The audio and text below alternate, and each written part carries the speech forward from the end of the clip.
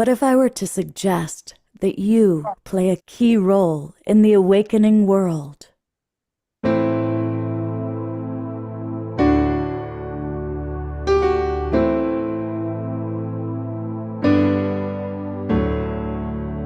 that you are watching this because you have heard the call.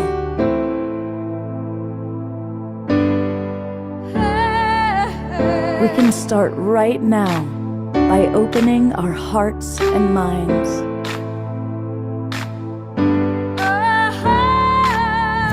Welcome to the awakening world.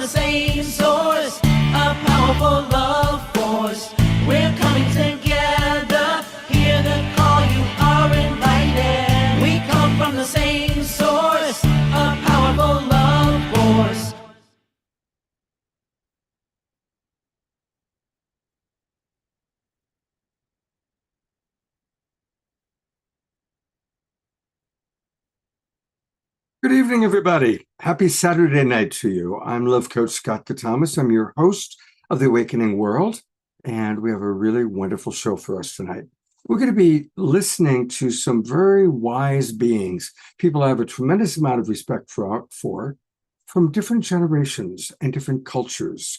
And so it's going to be an amazing group of people, starting off with our beloved brother, Chief Phil Lane Jr., recently back from Thailand, is with us. Reverend Retta is going to be with us. And coming from Ireland, we've got Stephanie Desmond and James Desmond. I'm imagining they might be related. And our beloved Tatiana Spring is going to be with us. So that's really exciting. And a little bit later, Magic and Melanie are going to be joining us. And also Maggie Rose LaCosta, who's going to do a KES group healing for us. And all of our friends here are going to be sharing the wisdom. Omushar is still in England, so a little bit later we'll send some love to him and his mother. And I'm going to turn it right over for an opening prayer to our beloved Chief Phil Lane Jr. Welcome back to the Awakening World, Phil. Thank you so much, my very beloved brother. Otenkasho Wakantaga. Creator of the universe, most beloved one, all-powerful one, most kind one, most compassionate one, ever-forgiving one.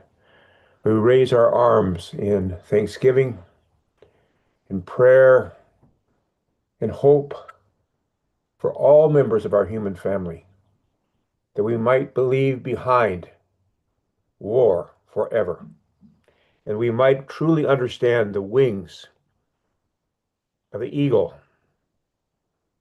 the condor, the hummingbird, and the quetzal, and all these sacred flying ones have two wings. One is man and one is woman.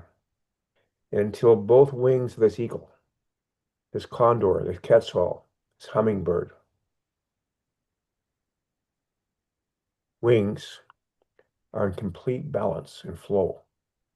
In fact, they need to balance a little bit more towards the what we call quote unquote feminine spiritual qualities. Because we as human beings, as sacred beings, have all these sacred qualities. And they must come into balance. They must come into balance. In Creator of all good things, we especially ask your Great Spirit, all those in the spiritual world to be with us in these journeys coming forward, all that are working towards peace. A wonderful gathering happening on the 21st in New York, in Amsterdam, in Tennessee, all about peace, recognizing we're one human family. The Sign Network, who supports these all the relatives who are working so diligently on this, Brother Ben Bowler, United Earth, all relatives, Sign Network, and of course, our relatives right here.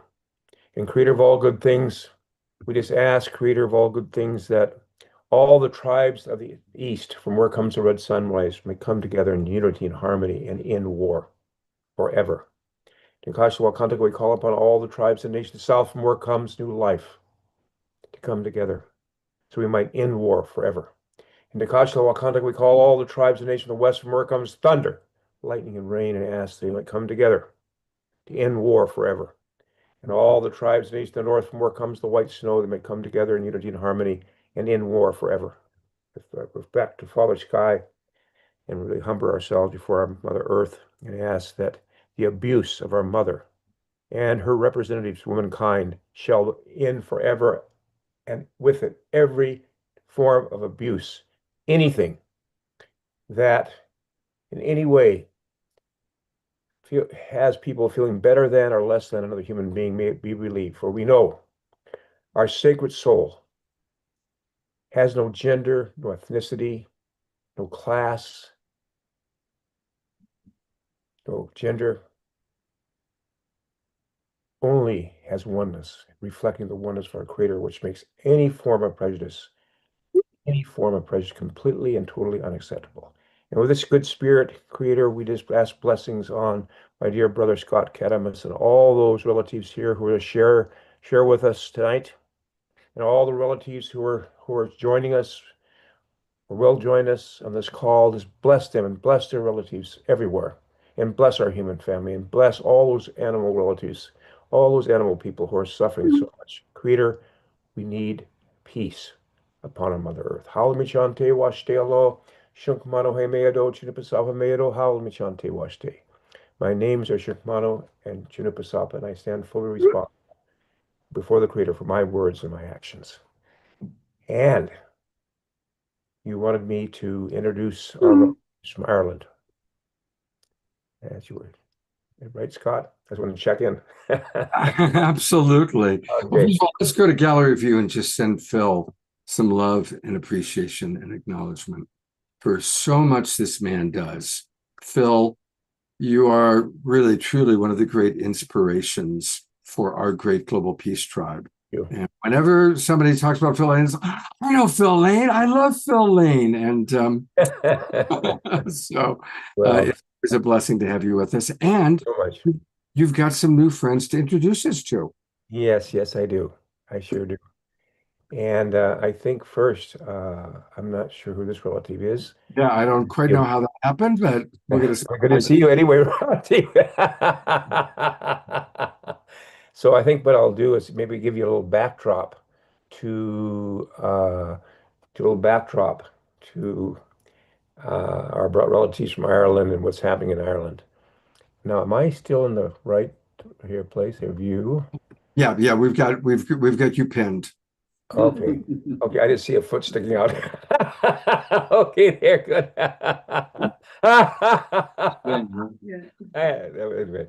So there's Brother James. So what unfolded here was back in 2023 in March, after a long period of time, they've unfolded from Bolivia in 1971 and 72, 71, where the prophecy of the reunion of the condor and eagle was fulfilled. In that prophecy, it said that would be followed by the coming together of all the indigenous people of the Americas. And that was accomplished actually in March 2023 in Palenque, Mexico, before the Great Pyramids. That prophecy was fulfilled in indigenous people, representing indigenous people across the Americas, not every single human being that's from the Americas, but at least a fulfillment. And we're growing and growing, and many other groups are unfolding. And I want to say there's many, many different interpretations of this prophecy. So we can't say one's better than the other. In that process, our relatives from Ireland came, Kindred Spirits Ireland, and they have a tremendous story that goes back to our wonderful Choctaw relatives, as the Trail of Tears back in the 1830s. And then, of course, the Great Hunger that the Irish suffered. This great hunger where over 1 million relatives, Irish relatives, died from hunger. I mean, can you imagine mothers watching their children die in their arms for not enough food, it was being shipped on to England. So at that time, it was being very clear when they came and we shared that they were indigenous people of Mother Earth. They had gone through the colonization, they'd gone through all the things that had happened, and also they had remembered their old songs, they remembered their language, they remembered their stories, and they kept their culture alive. Now, this prophecy of the reunion of the condor and eagle being fulfilled in the union in other unions, by the way, not just this one, the union of the condor, hummingbird, quetzal, and eagle, said at that time we would see the unification of our entire human family. This is destined to happen, including the unification of Ireland itself, which will happen in this process without question, and the reunion of many, many, many relatives around Mother Earth. Now, we're still going through this tremendous time of transformation and change, but at this time, so we can then hear from the Irish side, because I think this is important. We're watching the time. Okay, we've got 15 minutes. Watching it real close, Scott. And so, because we have others on our circle here, and we want to treat everyone in the circle with equality and justice. So, I'm going to call upon my dear relatives, and yes, they are related, father and daughter. And there's this beautiful Toja Stephanie, I'm thinking of my name, his good brother James. And really, at this time, I would like to step out of this scene here, so to speak, and the two of you just share all that you've been doing. Reach out, share whatever you'd like to do. That would be great. And then call me back. I'll come back in the end. But this is Ireland. We want to hear from Ireland. I hope. And thank you very much, everybody, for having us here tonight. It's an honor for us to have an opportunity to speak to you all, I suppose, and to be invited by Scott and Brother Phil, and to be able to tell you the story that we have now become involved in ourselves, I suppose. Myself and my daughter Stephanie. Stephanie has been tremendous in the building of the gathering that we're arranging for in July here in Cork City in Ireland, which is a global peace gathering is basically what it's under the umbrella of. But it is so much more than just a global peace gathering, in the sense, as Brother Phil explained a little there. When I met Brother Phil for the first time in Palenque in 2023, I had met him previously and had been online with him many times previous to that, especially when he did the honor of opening ceremony and prayer for us on the Kindred Spirits event in 2022. We held that event in 2022 as a joint celebration between ourselves, the Irish people, and the delegation of Navajo and Hopi, Choctaw, Crow Creek Sioux. So we had the delegations come over from to join us in Cork City in 2022 to join the celebration for the in shared thanks as well for the shared histories that our nations have. The Tumani and the Navajo, or should I say the Dene tribe, I should say, Tumani, they only learned of the Choctaw gift during the pandemic of 2020, when they put out a GoFundMe in order to try and raise $10,000 to help with their communities during the COVID, because unfortunately they were severely lacking in support from their own government. And it was a tweet that came out in Ireland through the news from Aaron Yassi, who had been living here in Ireland at the time, who let us know, put out the tweet of the Navajo and Hopi's plight, and also the GoFundMe that they had put up for trying to raise 10,000. So within a few months, they received up to about 1.8 million from Ireland, and they were completely flabbergasted as to why all this money was coming in from Ireland, with all these messages from all these individual people saying, "Thank you for what you've done for us. We are now paying the gift." And so it was only then that a lot of the people were only learning of the story of the Choctaw Gift of 1847, which is a part of the Irish history to us. Because, sorry, I get emotional when I talk about things like this. As Brother Phil explained, we ourselves went through the colonization process and are still, in the tail end of that process until we have full reunification of our island, which is now something that looks very possible at the moment. And with the agreements of all who live on the island, it's something that we all seem to want now. Well, not all, but I mean, there's going to be some resistance in some corners, and it's a political issue in a sense, and it's an ingrained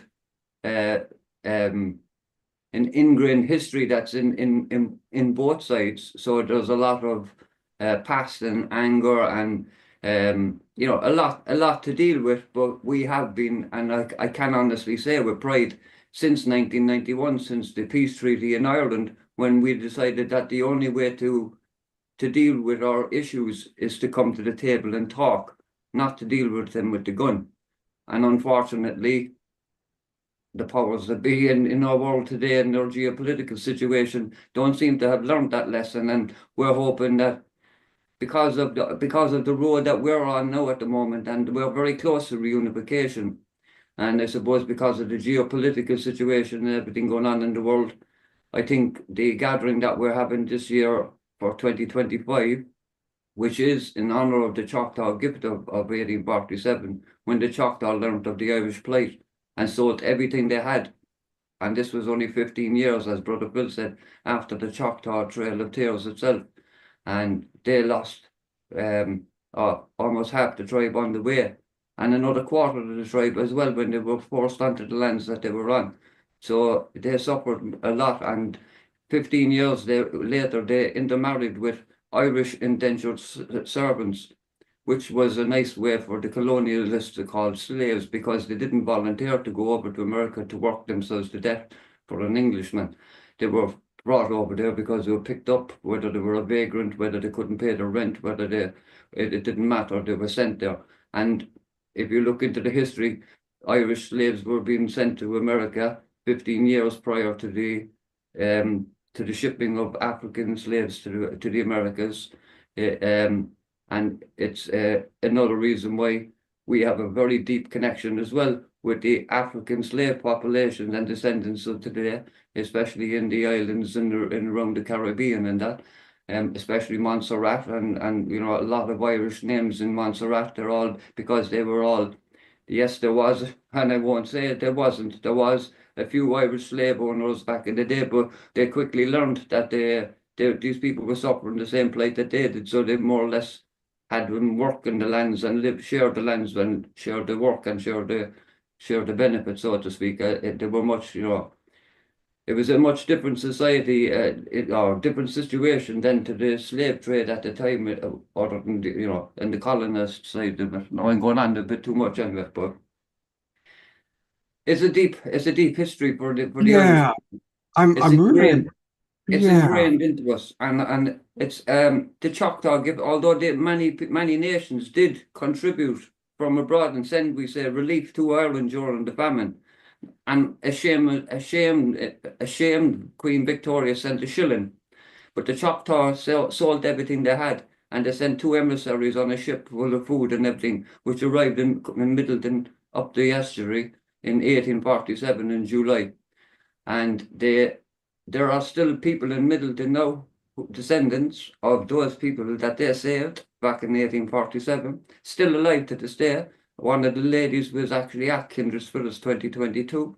Her great grandmother was one of the people that was suffering in Middleton at the time. So I'm really appreciating the history. And what I would love to do is focus on the amazing thing that you guys are putting together, Yeah. because this is really powerful. And again, the history is very important, but we have a short amount of time tonight. So I'd love to hear about the World Peace Gathering. I'm putting the poster up right now, and look at the extraordinary number of people that are going to be there. Of course, our beloved Chief Phil Lane. I see Julian Lennon, John's son, is going to be there. Standing Bear, who's been on this show before. And I think, Stephanie, you have a video. I actually was finally able to download it. So do you want to just introduce what this, is there anything you need as an introduction for this teaser? May I just ask and add this one thing? Yes. This begins on the 10th of July with an incredible ceremony at full moon where the 8th fire ashes, which were first ignited in Hidalgo, Mexico, October 28, 2023, and now been spread everywhere in the world, will be joined with all these Irish fires to begin this whole process. Incredible on that date. And then after that, there's all kinds of other activities that lead on to this. There's up games, as you know, Lucien, brother Lucien, his up We game. love Lucien. He's awesome. Absolutely. Lucien, 3 days before the World Peace Gathering, there's going to be 3 days of up games.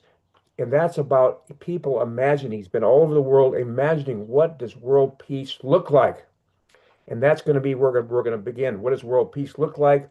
Leading to, if I think, James, if I may mention what might happen on Sunday, I think that's, yeah, I think the core of this, and we don't want anybody to get some kind of funny ideas about this, but we have constructed a planetary binding treaty to end war. And we're not just, people have said, yes, we have some nation state leaders to sign it, so it can go into the General Assembly of the United Nations, but we're looking for other ways as well, because people have lost trust in every institution. But I think it's the people. I think we've had enough war, and that's what this is about. It's about ending this, and realizing we're one human family. And Stephanie, excuse me, stripping it. I thought that fire was so important. And speaking of the 8th fire, if you take a look at my back right there. There it is. And I use this backdrop all the time. And everybody, this was the fire that was prophesized, that Phil helped organize, people coming together from all over the world, Indigenous elders. And if you look at the photograph that was taken, do you see the phoenix rising from the flames? Yeah. I love this picture because you can see the phoenix rising from the flames.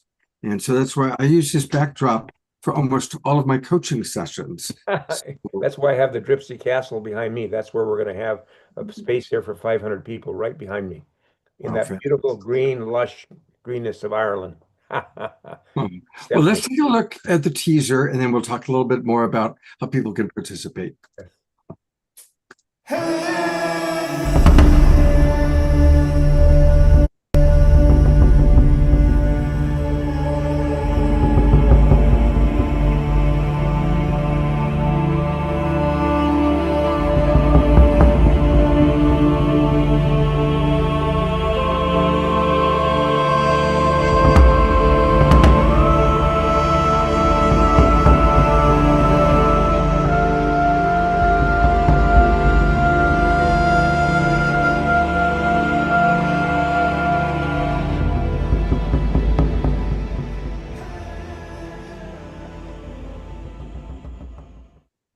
Beautiful trailer. Did you put that together, Stephanie?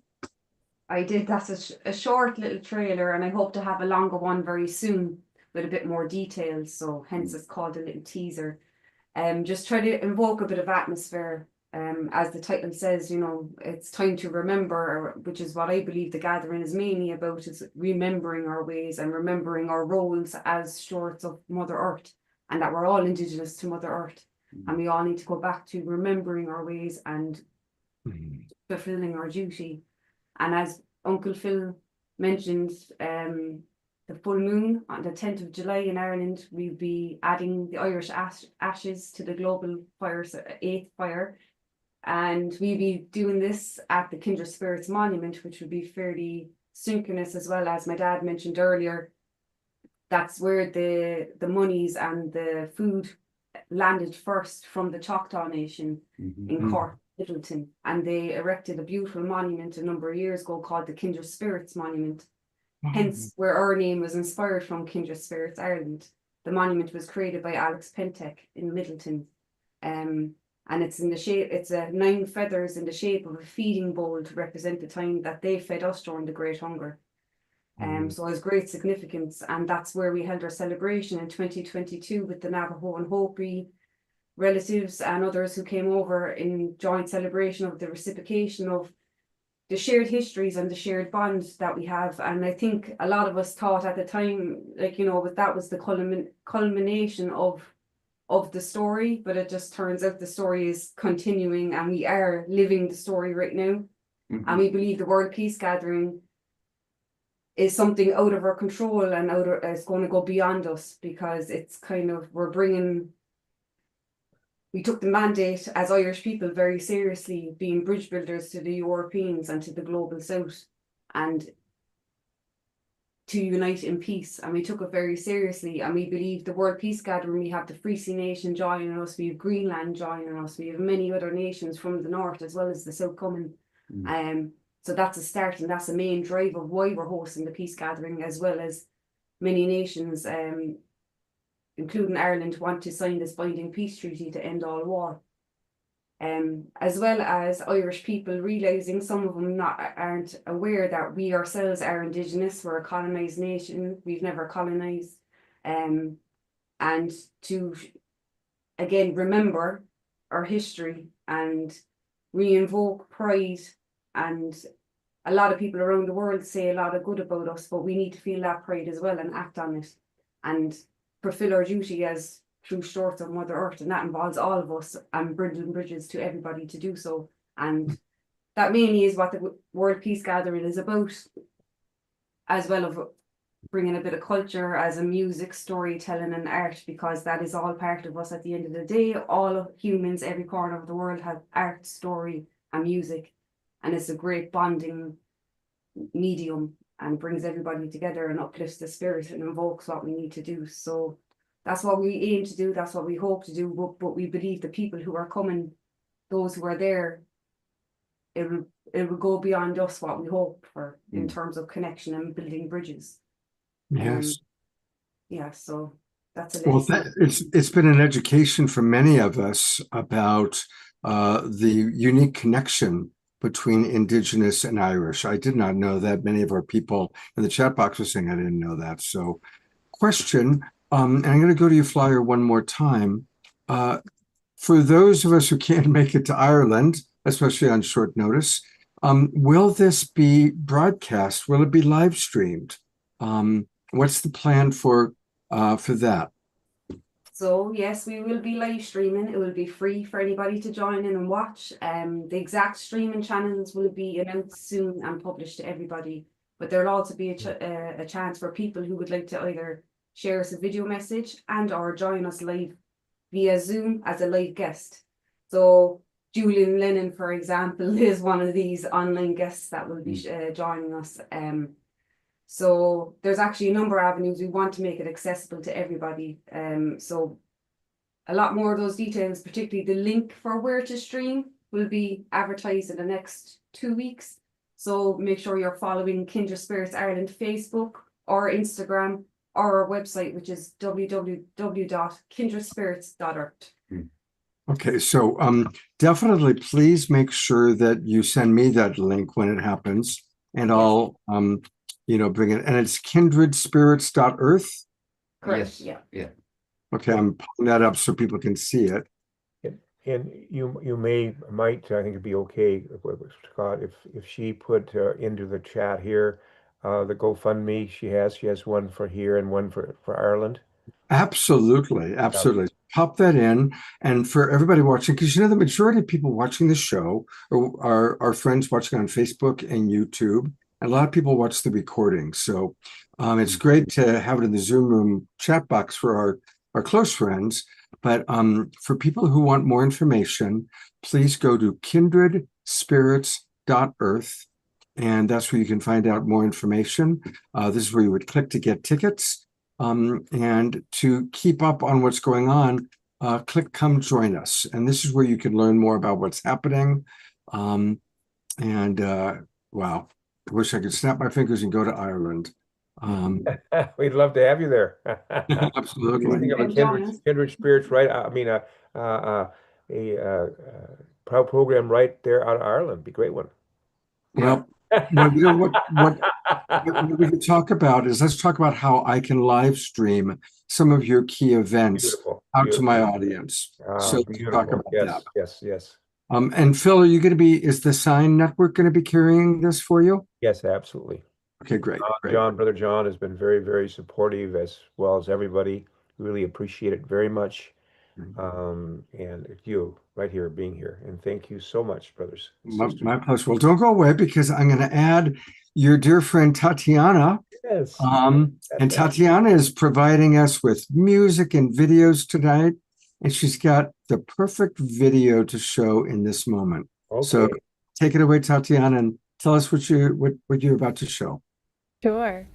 Well, a year ago, I was kind of commissioned by Home for Humanity, which is an organization that we all know and love very dearly. I think here a lot of you know Rama and Alexander, and they asked me to write a song to speak to their journey that they're making around the world. They're going to every country on earth over 7 years, seeding homes and creating activism and support in local communities, and then connecting them all together. It's a beautiful movement. And so they asked me to write a song, which I did. And then I had this song, and at the time I didn't have a way to actually record it professionally. So I got this idea, what if I got like people from all over the world to send in their voices and contribute to the song, and it maybe wouldn't be like the most professional like studio recording, but it would have like the energy of all the people around the world where this is traveling to. And so it actually worked. We had people sending in videos from everywhere. Honestly, it was pretty wild receiving all these. I put out this message, and then I started to receive all these people singing the song, and groups of people singing the song, and it was like, it warmed my heart so much. And then the cherry on top was that I went to a gathering where I happened to meet this incredible man, Chief Phil Lane Jr., and I said, I would love to have your voice in this as well. Could you put a blessing in as well? And so at the very end of the song, Chief Phil Lane Jr. also gives his blessing and his power to this song, which was such a huge honor. And I managed to get other friends in it that many of you may recognize, and so I thought that would be a beautiful thing to share right now. And also it feels very on theme with what you guys are doing of bringing the world together to end all war, and I've been so moved by the stories I've just heard, and so I hope this video can just support this energy of unity and connection and coming together for a better world. Scott, I think you have the video. Oh, right. That's right. Home Anthem, right? Home Anthem. Yeah, that's the one. I forgot that I'm the one showing it. Yeah, I got it right here. Here we go. Okay.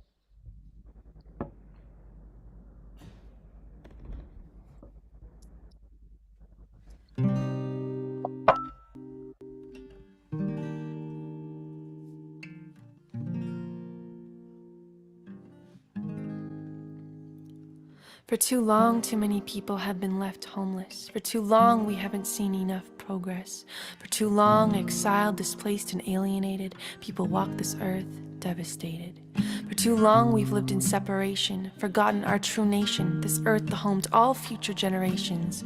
Cut off from life, cut off from each other, we've forgotten nature, our only mother. This disconnect is our deepest wound. Towards wholeness, we must reattune.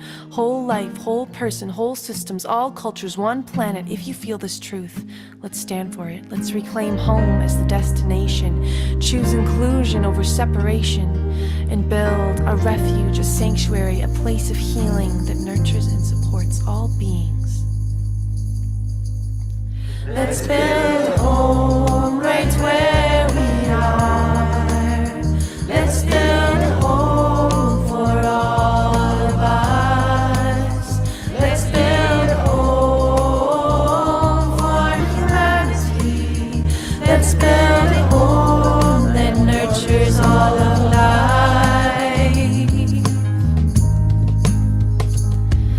starts within. It starts with me, it starts with you. Can we turn to ourselves and see ourselves anew? What do we love? What do we cherish? For what do we stand on this beautiful planet, this sacred land? It starts with community, creation, culture. Can we build together, my sister, my brother? It starts right here, right now. Put the seeds in the ground until life springs up all around. We can walk through our garden, this home that we make. Together we change humanity's fate. And from the local to the global, from the I to the we, from the north to the south, from the west to the east, all cultures, all borders, all peoples, all life, we can come together and ignite a home for all to which all belong. This is the prayer, this is the song. Let's build a home right where we are. Let's build a home for all of us. Let's build a home for humanity. Let's build a home that nurtures all of life. One world, one home, one heart, one life. All people, all cultures now. One world, one home, one heart, one life. All people, all cultures now. Let's go home. We are going home. Let's build a home right we are. Let's go Let's build a home for all of us. Let's build a We are home for humanity. Let's build a home that nurtures all of life.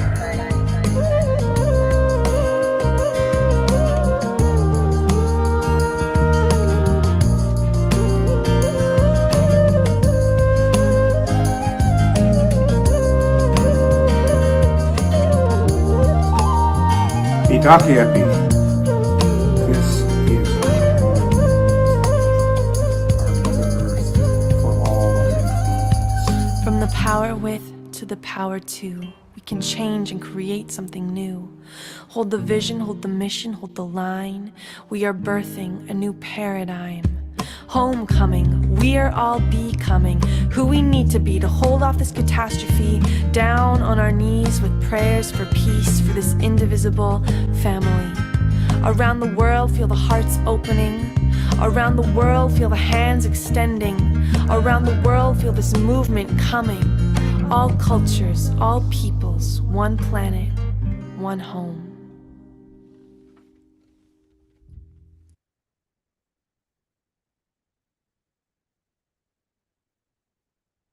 Wow, absolutely wonderful. Wonderful.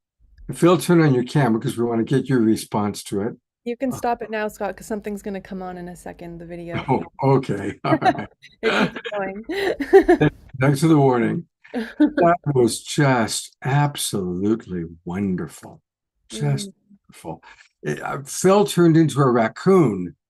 He was I guess it was through singing about nature and remembering nature. Phil turned into a raccoon. Now there he is. He's coming back into his human form. Yeah, actually, what I'd done, excuse me, I was sitting back here.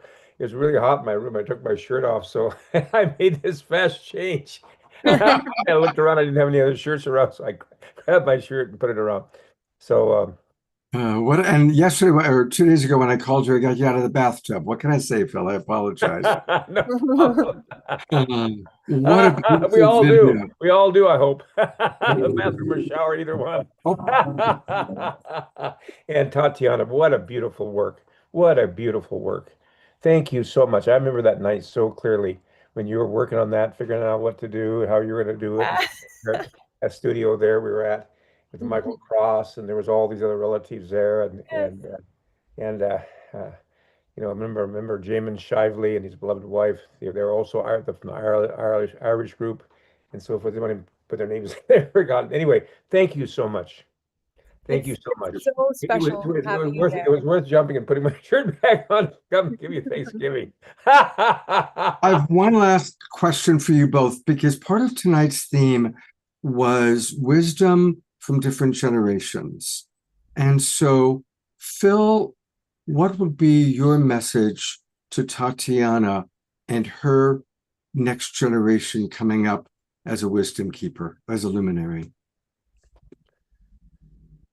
What has passed, either personally or collectively. And we have to release this, as difficult as it is, forgive this, and especially forgive ourselves for anything we've done, so we can step into the future completely free, and to fully investigate the truth for your own self. Everything that comes before you now, everything, investigate the truth for your own self, and know that the seventh generation, your generation, will see without question the dawn of a whole new global civilization and the end of war. It will happen within your generation, no question whatsoever. That's what I remember. Mm. And it goes so fast. I mean, so quickly. I look in the mirror and I say, how in the world did this ever happen? Like Crowfoot said, life's like the breath of a buffalo on a cold day, or a firefly on a warm summer night, or the shadows vanishing before the setting sun. That's how quick it is. And so that's what every moment is so special. And are you married yet? Not yet. Not yet. Okay. One last thing. My great advice for those going to be married: never let the honeymoon end. Mm. Never let the honeymoon end. I love Never let the honeymoon end. I don't care what you have to do. Don't go to sleep until everything's solved, but never let it end. I love to see remember meeting you. I remember 80-year-old people holding hands. What? I just remember meeting you and your wife, and you emanate that love together. Well, that's how I feel about her. Yeah. And I think that's so beautiful to have. Again, that's all in the Creator's own time and place. But never let the honeymoon end. Thank you. And Beautiful. enjoy every moment. Thank you matter for the wisdom that pours through you. I feel it. I feel like I'm just receiving this wave of wisdom and grace, Well, and thank you so much. That's very, blessed. and Yeah. that's how I would like to be, And especially now I'm a little bit older, I've got to leave behind my old ways. Because I used to kind of get a little feisty sometimes. A little bit feisty. Now you have to, the thing to learn too is just to take your time to double check everything before you respond, and make sure you don't have any buttons, because if you got buttons, it'll get pushed. I guarantee you, the Creator's going to push your buttons till all the buttons are gone. And you're free. That's true freedom, to be free, but all save the Creator. That's what I Bless you, Phil. Thank you so much. We love you very, very much. Love you all. Love And, you all. Love And everybody. keep me updated on all the information and Will listen do. how we can live stream out some of the key parts through my network to our Awakening World audience. Okay. Great. Thank you so much. Take care. Bye-bye. And we're going to have much more of Tatiana throughout the show. Tatiana, that video is so beautiful, and a lot of comments came in. Lorna Sass writes, "That's right up there with We Are the World. May it go viral." And I agree, may it go viral. It's so beautiful. And Dorina, I have put the link to the YouTube link into the chat box because people now want to be able to share it Yes, with others. Yeah. So, all right, we'll see Tatiana in a few minutes. I am so grateful that Reverend Retta is with us. And Tatiana and Reverend Retta and Chief Phil Lane and myself are all members of the Evolutionary Leaders Network. And Retta, Tatiana, and I are all part of the Artists Catalyzing Evolution Synergy Group. And I've gotten to know her that way. She's, of course, been on the show before. And I received an email about something she's doing. And I thought, we got to let our audience know about this very, very valuable project she's doing. So welcome back to the Awakening World, Retta. And please share with us a little bit of your wisdom and then lead us into what you have created. Well, thank you very much, Scott. It's such an honor always to be in your presence, and my heart is so moved by what's taken place so far. As I'm talking, I'm trying to change this view so I'm not looking at myself talking quite. Very odd thing. But I just am so moved by the different peoples coming together, centering peace, bringing histories that have been heavy with loss and burden and tragedy, and through coming together, being able to find a pathway back towards peace and unity. It is so moving and encouraging. So I'm really grateful to be here tonight and have the experience of hearing the story from our family from Ireland, and to reunite with Chief Lane. I think we did a program together with Joni Carley. I think it was last year. It was wonderful, and I think we did some grieving in that work actually that we did together as well, which is part of what I want to talk a little bit about. I'm also honored to be invited to come and share wisdom. I'm a couple of years from 70, and so I belong to the baby boomer bunch. I think I'm on the younger end of the baby boomers. And I have two 30-somethings, and a lot of my ministry is with folks in their 20s, 30s, and 40s. So I'm very much influenced by those generations. And I get to share from my perspective, but I also get to learn a lot from younger folks. So also really quite an honor. So the work that I've come to talk about is my grieving work. I call myself a singing healer. I'm an interfaith minister, and a great deal of my ministry in the last few years has been with young people who dedicate their lives to activism, movement work, and world building. And many of those folks have had a very difficult time with both spirituality and religion. So part of my calling is sort of walking with them, supporting them to find a spiritual center, or to be at least curious about what that might look like for them. And also really a precious, precious honor to be able to work with folks in that kind of I think of it as a real spiritual invitation, right? To be able to just be present and remind folks that there could very well be a spiritual path that doesn't look like something that you've been on before. That could be for each of us, certainly an invitation.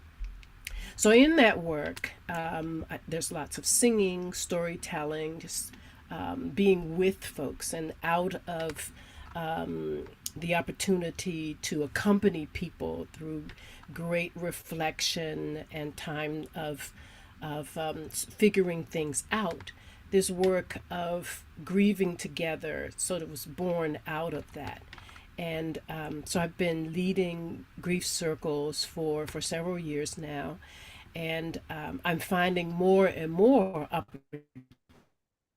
opportunities as things get harder in the world. There are more folks who want to investigate this idea of grieving together. Of course, grief work has always existed, right? There are grief counselors and chaplains that work specifically in those realms, especially with people who have lost loved ones. And there are many different kinds of loss, and so there are many different kinds of grief. There are different ways to express grief, but just different ways. For instance, if you lose a loved one, your grief may be different than, say, if you get terminated from a job, but it's still grief, right? And so having an opportunity to be with other folks who are wrestling with or challenged with loss can be a powerful way for us to accompany each other.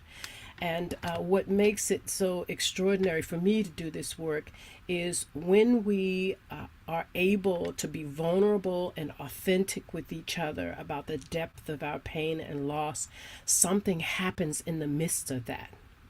First of all, just knowing we are not alone in those depths often is alchemical, right? Just to be witnessed when you are authentically hurting can be a powerful medicine in and of itself. And so many times I led a powerful grief circle a couple weeks ago at Pendo Hill Quaker Retreat Center. And we were together a couple of years. And as you can imagine, people have just devastating things to grieve. The many layers of things, many layers that are happening around the world, the political level, the systems that are coming apart. The things that are happening particular to this political moment, but then all the things that we have happen in our own personal lives, right? I think that we haven't really grieved COVID as a collective, right? We had this world level event happen and we kind of continued on without very much attention to how devastating that period was. So anytime we get a chance to come together and really sort of we have to slow ourselves down enough and have the courage to turn in the direction of those deep places. When we are met, when we are accompanied, when we go together, it is one of the ways we can deeply heal each other. And the reason for me that is so powerful is because on the other side of that grief, our joy is all the more vibrant, right? There are many reasons to grieve and grieve deeply, just because it is human. If we love, we will lose. And so we will grieve, right? I used to think when I was younger that you grieve, you get over something and you go on. But if we love, if we care, we will always lose because all is impermanent, right? And so grief is with us. And so the work is to normalize grief, to befriend it, to become intimate with it, to discern what there is to release, right? But also to be humble enough to befriend that which is not ready to be released, right? There's some things that we grieve deeply, we let go, and there's the grief that stays with us. Sometimes we never get over certain losses. And I would love to see us be able to accept that, right? To not make it wrong, to not be in judgment of people who are carrying long-term grief, but to know in some ways it's a privilege to love deeply enough to have that to deal with, right? It is a privilege to love so deeply that you always are aware of something that has shifted that can never be the same when that person is gone, when that situation is gone. For some of us, it's a relationship to the planet, to the earth, to the species that are no longer here, to the land which has soaked in so much devastation that it is changed forever, and we get to be in relationship with that, right? So, and it's tricky, right? Because unfortunately, some of the things we grieve are because of man's lack of caring, or maybe lack of knowledge, maybe lack of evolutionary and maturity. I don't know. I don't really know all of the ins and outs, but there's some things we grieve that we work very diligently to correct or to fix. The systemic issues, political issues, like we continue to work on those so that we don't continue to grieve about things that people are actually doing to other people, right? That's different than the losses that we have when we lose a beloved person, or, big shifts that happen where we have to grieve that aren't under the control or the reason of people, right? So it's the discernment of those different kinds of loss. So we grieve even the ills and the devastation of man, even as we work to change them, right? So we still have to grieve, and we don't have to settle for those losses, but we still have to grieve. So I'm talking a lot in general about grief, and I know I want to turn toward sharing a little bit about my project, which it comes out of what I'm sharing with you, this long relationship of grief. Scott, you I have a want, question? yeah, well, I want to come in for a moment because you shared some really, really important stuff here. Hmm. So we're going to go to the grieving bowl in a moment. Mhm. But I want to acknowledge a couple of things that you said that are really important. One is that almost all the people I know went through a disillusionment with whatever religion they were raised with. Mhm. Um, and most of those disillusionments were understandable because there's the hypocrisy and there's a lot of nonsense and a lot of stuff that you find in most organized religion.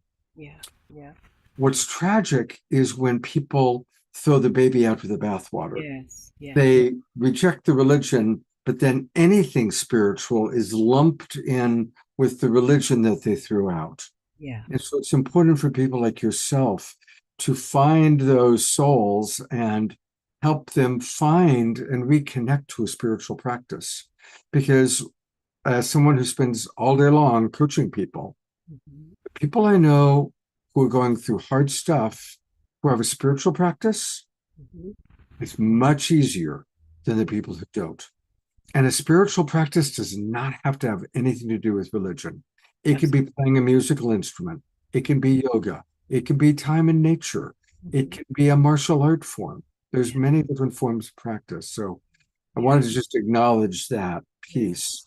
yeah, and I And I wonder also, if I can maybe add a little bit more to that. I want to even say, as an elder, it's one of those kind of things might not be able to say. It may be harder to hear from a younger person, maybe hard to hear from an older person, but I wonder about what we've lost as we've disconnected from some of those old traditions, because as an interfaith person, I study a lot of different traditions.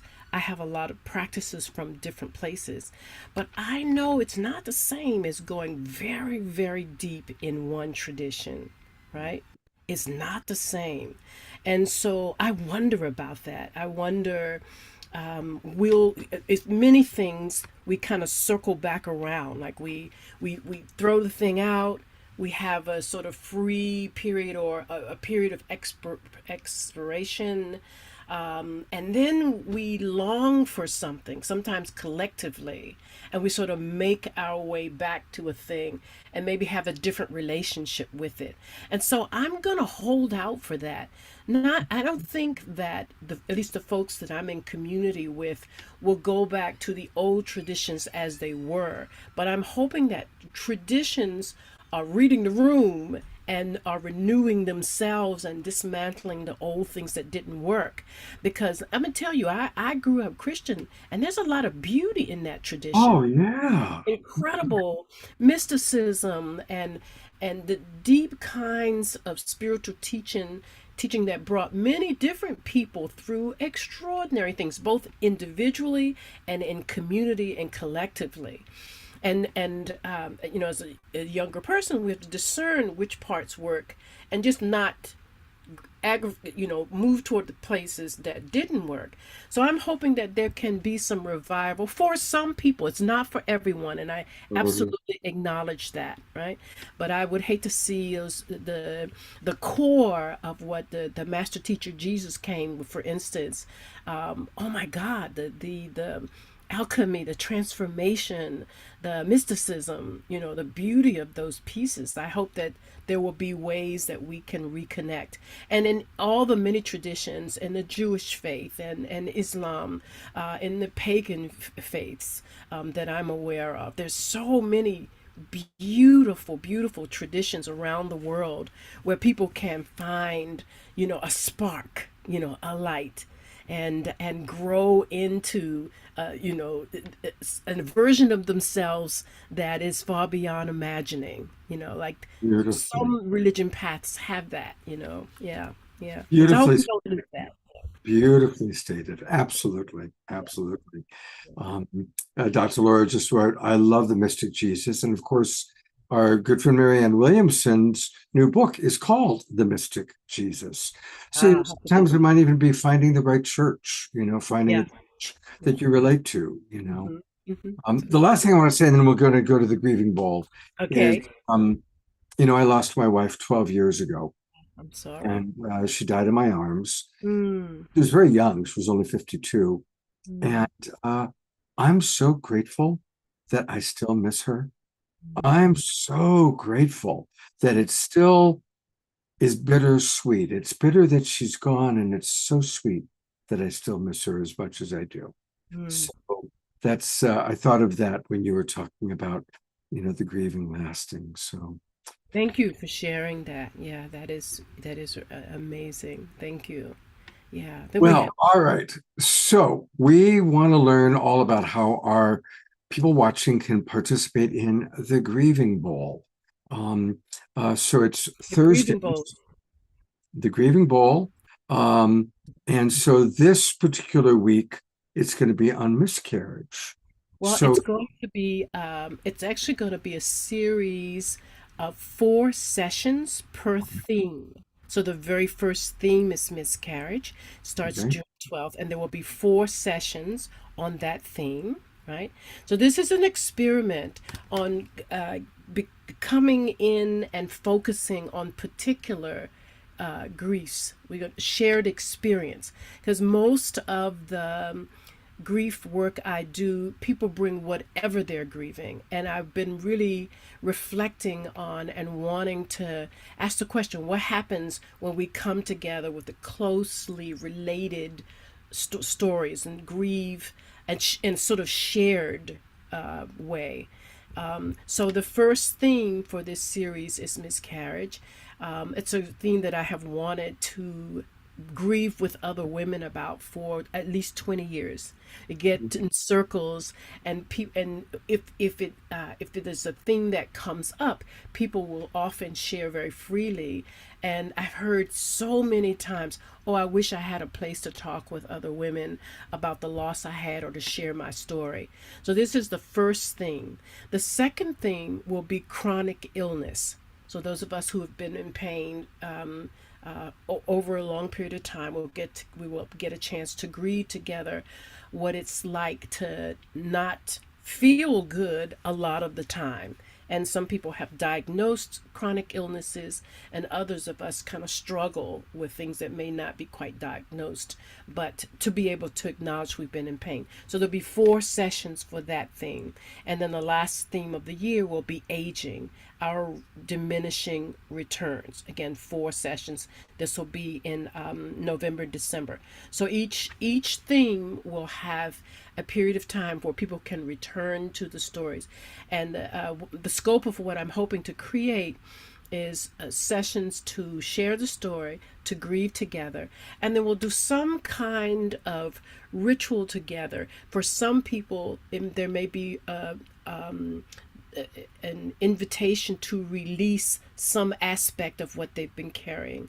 For some people, it will be to acknowledge the ways that, right, closure, I see, yes, for some people there will be closure. For some people, it will be to acknowledge the ways grief has grown, has matured them, has created space for more compassion, like to talk about what the gift of grief. And for some people, it's an acceptance of the ongoing grief, right? So nobody has to, it's to acknowledge where each of us is. It's not to usher people out of the grief if they're not ready. It really is to pay attention to where we are with our grief. I love the phrase to normalize grief, right? So that we take away more and more of the stigma and acknowledge it.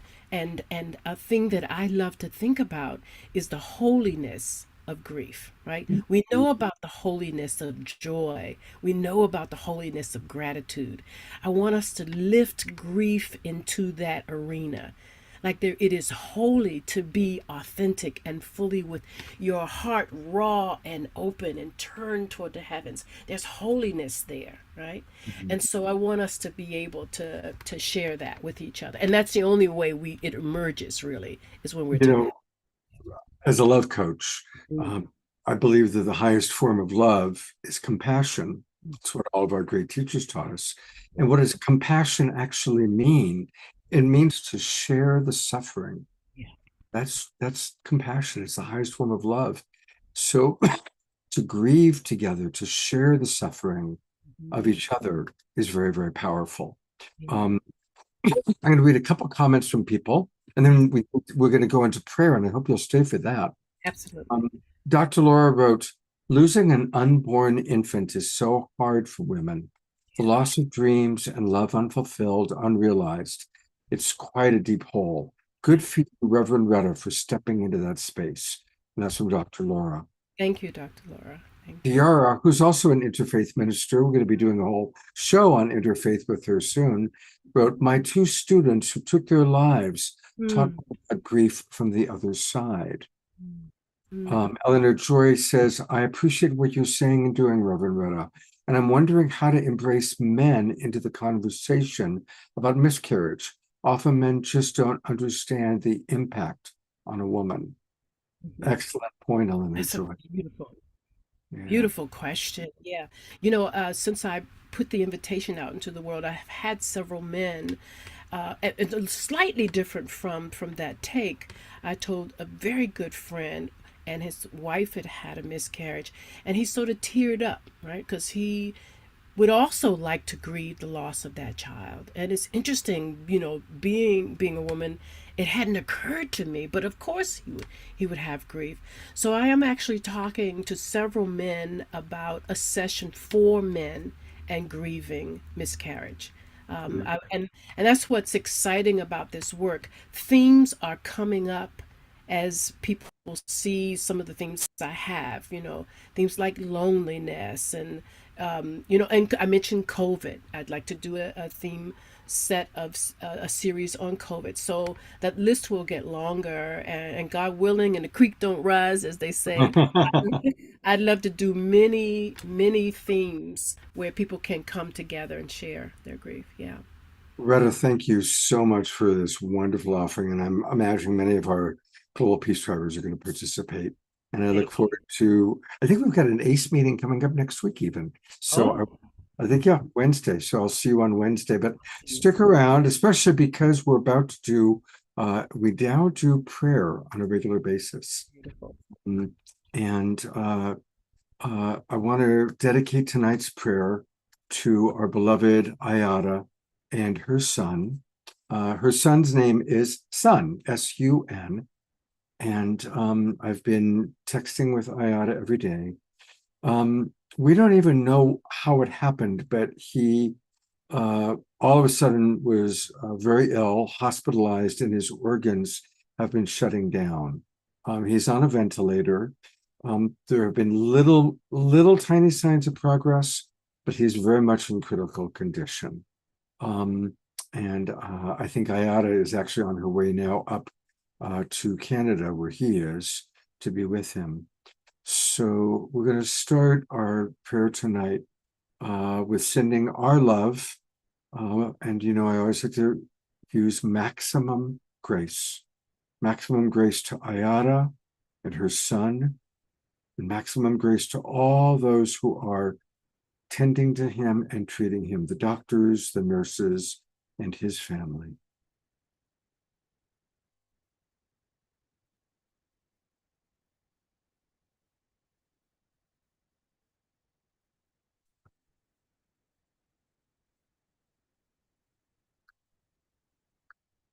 And as I go to gallery view, I invite us to maintain this beautiful state of maximum grace and love, and send it to anyone in your world, in your life, or even yourself that's needing healing and extra love at this time.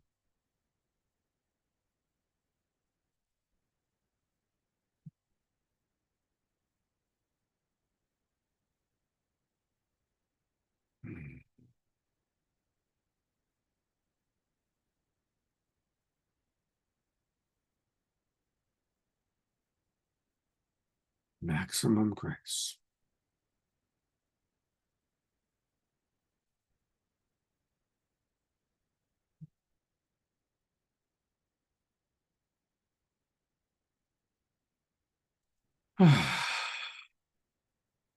Thank you, everyone. Thank you very much. I am going to bring our beloved Tatiana back on. So grateful, the amazing music and videos that she creates. Where are you, Tatiana? There she is. I went right past you. There we go. Hello, Tatiana.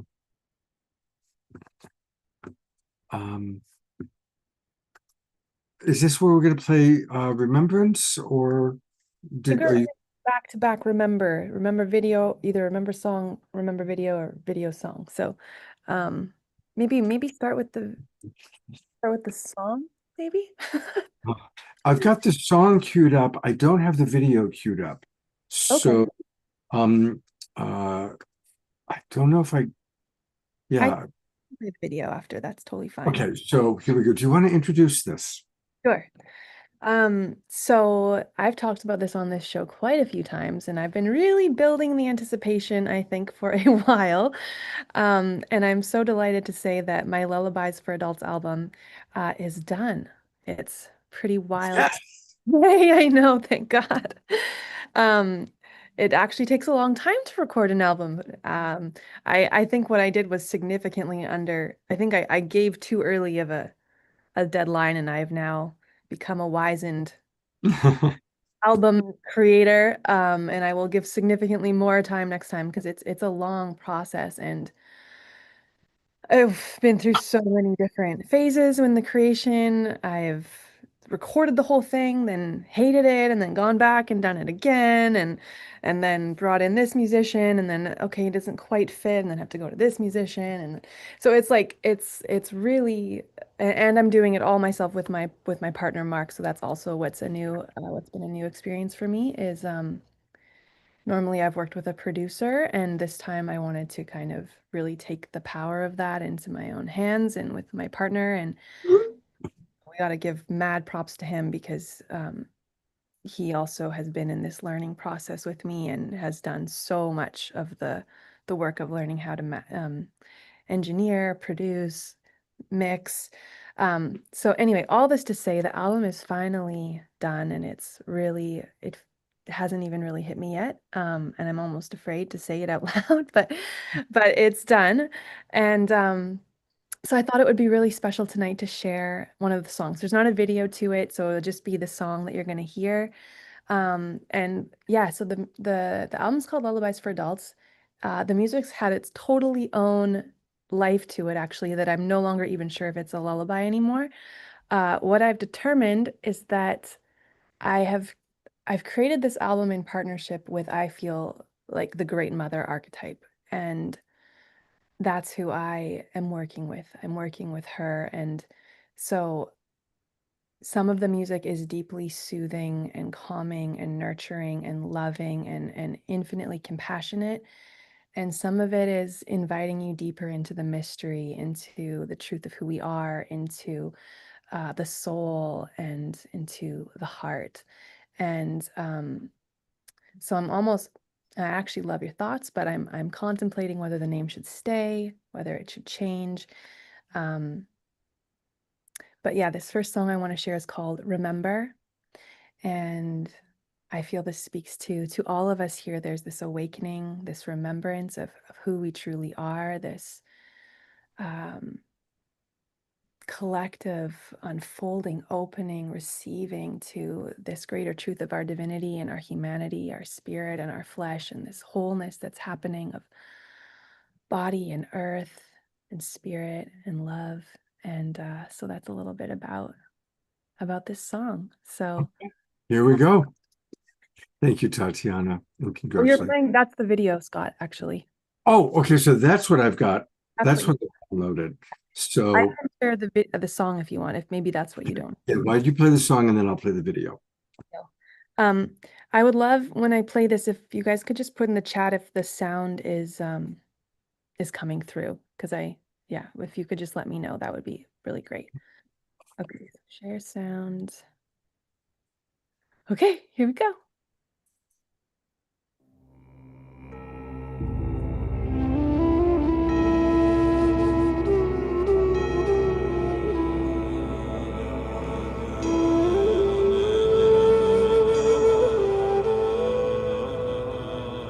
Like a rose blooming,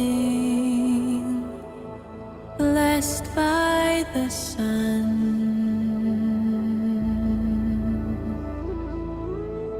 I am awakening and unfolding, softening undone.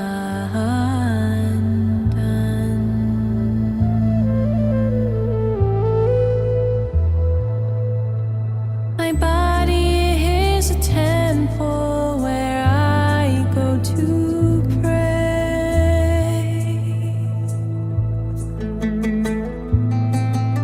I kneel in devotion and silently say,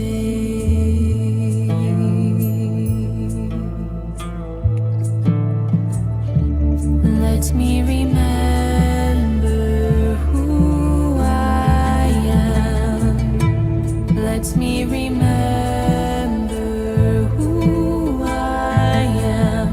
Awake me, awake my ancient memories.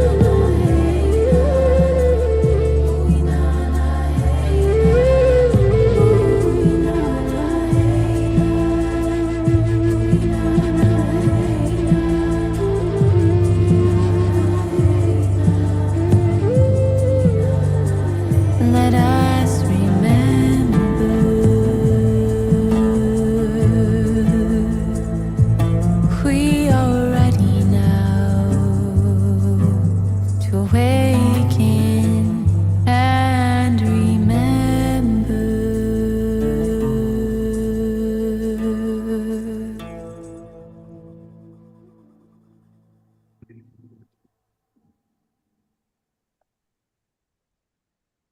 Wow. What a beautiful, beautiful song, Tatiana. Absolutely beautiful. Mm. Thank you. Yeah, it's really special to share that with you guys. You're the first to hear it. You've been the first to hear many of my creations. Well, it's been really wonderful watching your evolution. Really amazing. And your videos just keep getting more and more sophisticated. And now that you're adding all these different elements, choirs and people coming in from all over the world. It's really, really beautiful to watch, Tatiana. Thank you so much. Yeah, and if anyone wants to be kept up to date, please sign up for my newsletter on my website. You can sign up there for updates, and I'm planning to launch it either June 20th or June 27th, so soon. And Scott, if there's time, could we share that? Could I introduce that last video, or should we do that? Yeah, let's go ahead and do the video, and then we go to Magic and Melanie. Okay. So I've shared on here before that I offer women's circles and programs for women, and I have a new one coming up, and it's called Remembrance Temple. And this is a unique one. Lorna, who's here, actually was just in my Oasis Women's Circle, and she came to me through this show, Scott, and she's just been a gem in my life, just an absolute gem in my life. And she was kind of like, nudge, nudge, you should like once the Oasis Circle's done, we need what's next. And so that kind of prompted like a opening to download, and I'm feeling this change from circle to temple, which is interesting. So this temple is going to be more an exploration of the feminine mysteries of mythology and more esoteric spirituality, really focusing on connecting to the divine feminine and to remembering our innate gifts. Many of us have the witch wound or these wounds of silence and keeping ourselves small, feeling afraid to take up space, deep fear in the body when it comes to being visible or seen, or even knowing our gifts and claiming them and speaking them and using our voice. These are all wounds in the feminine collective. And so I'm calling this Remembrance Temple. It's going to be an exploration of what we are holding collectively, ancestrally in the feminine, and a remembering and an empowerment of us as leaders, of us and our innate gifts, the gifts of the feminine. And so I created this video just to kind of give you a more deeper kind of invitation into this course. And I just want to extend the invitation to any women here who might feel drawn to come. I'm keeping this group really small, 10 women max, so we can go very deep together, and to keep an intimacy and a safety in the portal that will open. So yeah, Scott, if you want to share the video, that'd be great. Okay, here we go.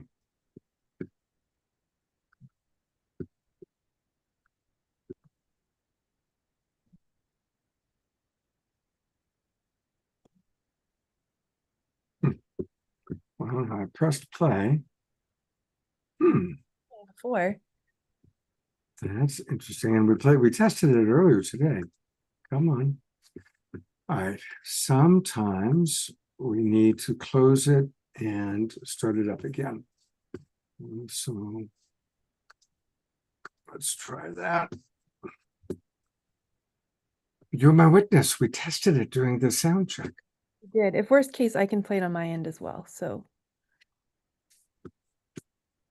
All right, here we go. Let's try again.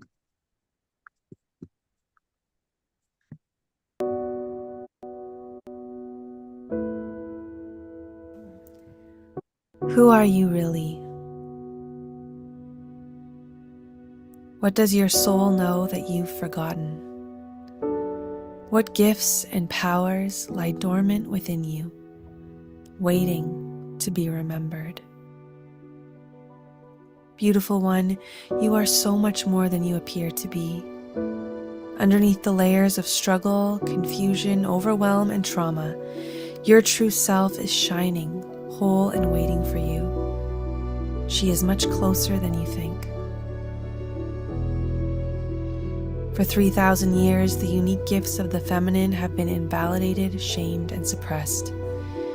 We have been persecuted through the centuries, and many of our gifts have gone underground, keeping ourselves safe by keeping ourselves small, finding our worth and keeping the people around us happy, fitting in, flying under the radar, oft pursuing our own needs, voice, and truth, our creative gifts hidden, our wild hearts and longings kept in check. We've forgotten the power of our sisterhoods. We've become disassociated from the wisdom of our bodies, the Holy of Holies. We have healing to do for the generations of women behind us, our mothers, grandmothers, and great-grandmothers whose stories live on in our bodies and psyches. We are ready for the upgrades, the coding to awaken our dormant gifts and initiate us into a new level of purpose, power, alignment, wholeness, and freedom. We are ready to emerge, shine, share who we are, and claim our space as feminine leaders. It's time to gather again in circle, where our remembering is catalyzed and our innate gifts awakened. Remembrance is a journey of soul retrieval and rebirth, an awakening to what is ancient, familiar, and most natural.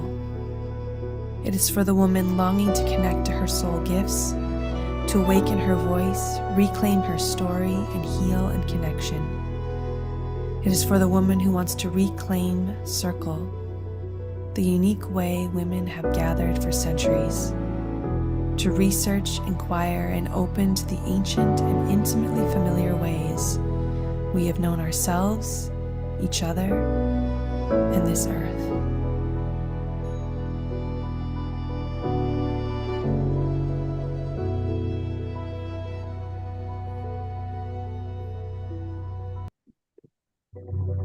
Wow. Beautiful video and so important. So it begins on June 22nd. And you can probably find out more information about this and all things Tatiana by going to her website. And her website is her name, Tatiana Speed. So TatianaSpeed.com. Right here, you can see where the Women's Circle. Yeah, Remembrance Temple is right there. Yeah, so click right there, Remembrance Temple, which is what we just saw.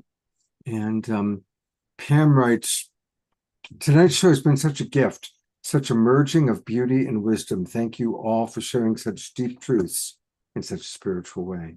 Absolutely. And Tatiana, thank you so much for the wonderful work you're doing. And we're going to have one more experience with Tatiana a little bit later on in the show. So, and I hope that some more members join your Women's Circle. Lorna put a note in the chat box saying how important it's been for her. So hopefully more of our Awakening World Global Peace Strivers will be joining you. Yes, I hope so. Thank you so much. See you in a little bit. Well, we really have had such a unique set of guests. We've heard from people in Ireland. We've heard from Chief Phil Lane, Reverend Retta. And the next two people I'm going to introduce is kind of fun. They've both been on the show individually, but they recently were married. And they are an amazing couple. They're very, very beautiful, as you're about to see. And these are my friends, Magic and Maggie. First of all, congratulations on your wedding. Thank you so much, Scott. Yeah, it's so beautiful. I just want to say that I've never been married before, and the love that was present at our ceremony, the amount of love that was pouring in from our friends and family and felt like from the universe and nature. I haven't experienced that much love before. It was really, really life-changing, actually. It was so beautiful.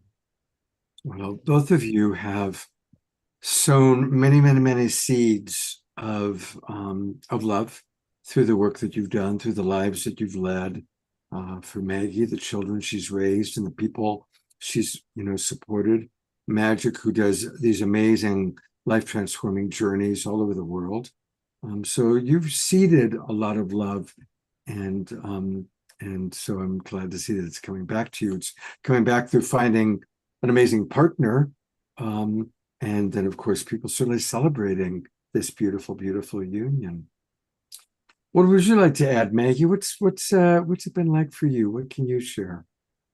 Well, it's interesting. It's 2 weeks today that we've been married. Our wedding was 2 weeks ago. And what I've been sharing with people is I really don't quite have the words yet. I don't know that there's words in our English language yet to describe the level of profundity that this transformation has been for me, and I think for both of us. And just that experience of not only finding, being led to, guided to my person several years ago, and then the coming together in love that we've done personally and professionally, and then to celebrate in a way that the universe, literally, it felt like a fire hose of love was being poured into us. Mm. And I'm really integrating from the experience still. I'm changed, I'm different, and I'm still finding what that really means. I feel more in union with my own divinity, more in my own divine union as we've come closer in our union together. And it's so sweet and special and sacred, and so many wonderful things, really, really. Mm. Beautiful, beautiful. Maggie and I have in our work in the world and in our personal lives, I'll speak for myself first. Like, my whole life has been devoted to unconditionally loving everything all the time. Every piece of myself, everything I don't like about myself, every wound, every trauma, every dysfunctional pattern in myself, in others, in every moment, all the time. And it's been my work for years, and I've been seeking my match, my beloved partner, for my whole life. And I'm really grateful that that love applied to all of my own wounds and all of my own history and all of my own trauma, resolved that over time, healed the things that were attracting dysfunctionality into my life, that were attracting things that were a match to my childhood wounding and my past lives, and were drawing unresolved material to me again and again. And I just kept bringing that love to that material until now I'm with the person that I feel met by on every level. Now, that doesn't mean we don't have challenge, we don't have things we have to work through, and we can talk about that. But what it means is, even in that, I feel met. I feel in harmony, and like, this is my person at every level. And one of the key things about that, and why I started with the unconditional love piece, is that Maggie is the first person that I know of. I'm sure there's many, but the only one that I know intimately that has that same level of dedication to loving everything, including the really, really hard stuff. And that's the place that I think is the most important one, that I feel met with her, and that, and why we seem to be able to navigate anything and everything. And there's been challenge. Our relationship feels like that thing people talk about when they say twin flames. It's like where you actually match each other in every level, which means you match each other in the challenging places as well, like in seemingly unresolvable and irreconcilable ways. But we found a way to be on the same team with that, and have those things bring us closer rather than further. Beautiful. Mm. I would love for you to share the story, Magic, because I had dinner with you and you told me the amazing story about the treasure chest at the beach. And it's so unique. It's such a unique thing that you did. That's a story we'll have to tell together because we're both a key part of that. But, I just want to say one thing interesting about that story that begins with it. I don't know if I shared with you, Scott, which is, Maggie is an astrologer. I consider Maggie to be a master astrologer. And I wanted to get engaged to her and she wanted to get engaged to me. And we had talked about it and we'd gone ring shopping. So she knew at some point it was coming, but she knew the ring wasn't ready yet because we just shopped for it. And I picked this date to get engaged and I knew it had to be that date. Didn't know why. I needed friends to help me because you'll hear the treasure chest story. And some of my friends at the last minute wanted to change it to a day later. And I was totally open that day. But I knew I had to do it on the particular day that I did it. I found out later from Maggie that day happened to be. It was it was one of, a handful of days in my lifetime that would have been the most profound times to ask me to marry. Like it was a really, really, magic has done this. He's picked, he lives in alignment with energy already. And so he always picks these incredible, beautiful days that are astrologically aligned for the perfect, love. And this was a continuation of that. I had Mars and Venus, the male and female aspect of consciousness together. They met in exact conjunction on my descendant, which is my point of partnership, the whole point in the zodiac. And he asked me to marry him like less than an hour after those two conjuncted on my descendant, having no clue about astrology. In fact, I think right before he asked me, I told him, I said, this is a really special moment. Little did she know there was an elaborate plan about to happen. And I don't share that to say like, oh, I'm really great because I was able to pick out that date. I say it more that like our love, it's just like everything, the synchronicities just all seem to line up and be like, oh my God, I can't believe that's the day that we did that. Like, it was just so amazing. So anyway, I wanted it to be really special. So I decided to put the ring in a treasure chest that I could show you. Actually, it's right over there, a treasure chest. And then I enlisted some friends to help me. And Maggie had no idea what was up. And we went to our favorite beach that's very special to us. And we were just hanging out. And at some point I said, hey, would you like to walk? There's a sacred site right across the street from that beach that on Maui that the kahunas would go to train. It's a shaman powerful site. And it's actually a teleportation site. And they would go there first to learn how to be in the body, to be physically fully present here now on Earth. Then they would start to learn how to astral project. Then eventually they would learn how to go different places in the universe and how to be two places at once. There's different temples spread out throughout this structure. It's intact still partially. And it's one of the most powerful places I know. It took my teacher 10 years working with the kahuna she worked with to be able to be shown that place. And it took me 10 years. And it's a place that we have a lot of history. And actually, I've taken several people on retreat to this place who have gone out into the multiverse and found their partner. And then brought, like one guy gave his partner, he had been single for 15 years, hadn't even dated anybody. He gave his partner this lantern and said, you'll find me back in the 3D on Earth by looking for this lantern. And then she gave him a lantern. And then they came back. And within a few months, he was with that person. And then I officiated their wedding on the beach here, maybe a year or two later. It's an incredible place. So I said, hey, Maggie, want to go sit in our place and meditate for a bit? She's like, sure.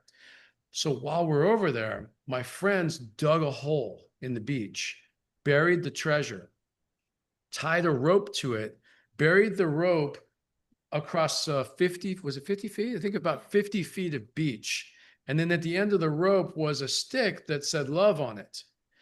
So then we came back to the beach and the plan was to stumble upon this stick that says love and have Maggie go, what's that? And pick it up and start pulling on the rope and then get to the treasure chest and open the treasure chest and there's the ring. But the best laid plans of mice and men.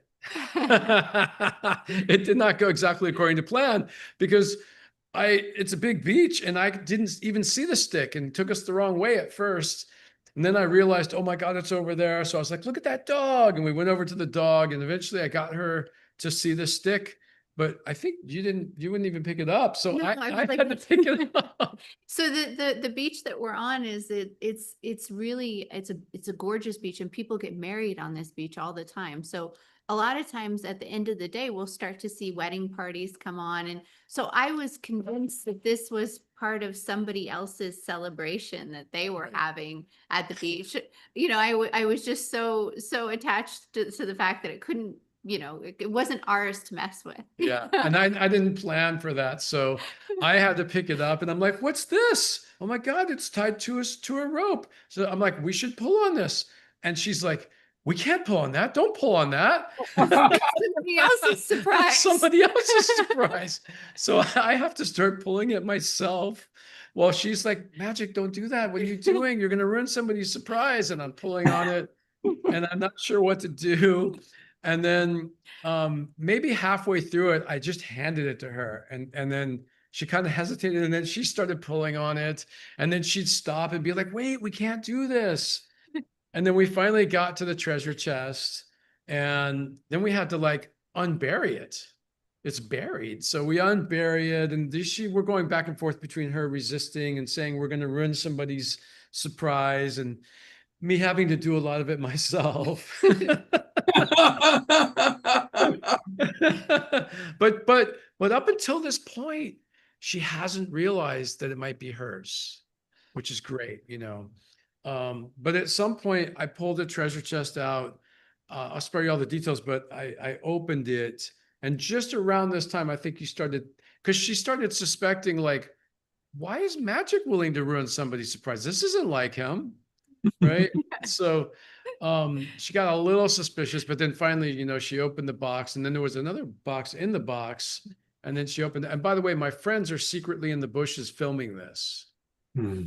So anyway, she finally opened the box, and there's the ring, and we both cried, and we're in a really sweet space, and it was really beautiful. It was absolutely magnificent and perfect. It really couldn't have been more perfect, because I really was very surprised, and being quite an intuitive, and you know, it's kind of hard to surprise me, but Yeah, she's the most psychic person I know. But So that I pulled it off is a miracle.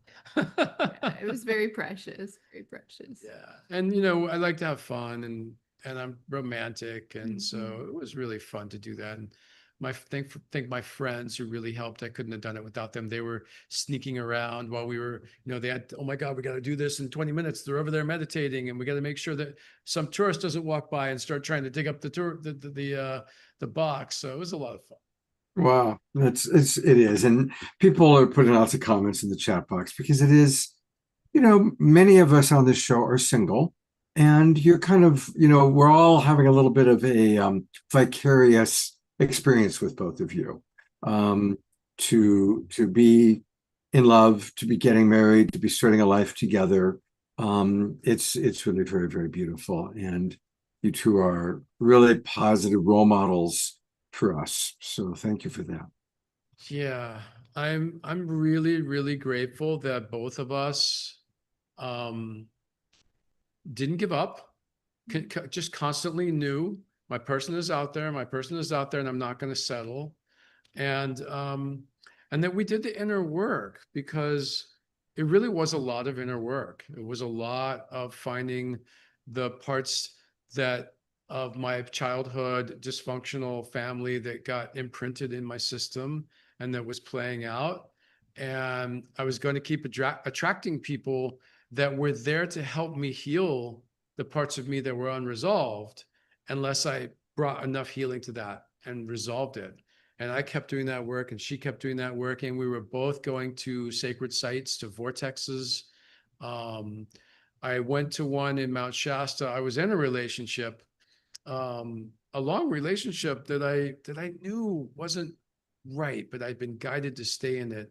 And even my partner and I had talked about that it was a healing relationship. But I went to this sacred site in Mount Shasta, and it's a site that resonates the frequency of clarity. It's where the water comes out of the mountain. It's been in the mountain 50, 60 years. And it's just the energy of purification. It's a concentrated form of that energy.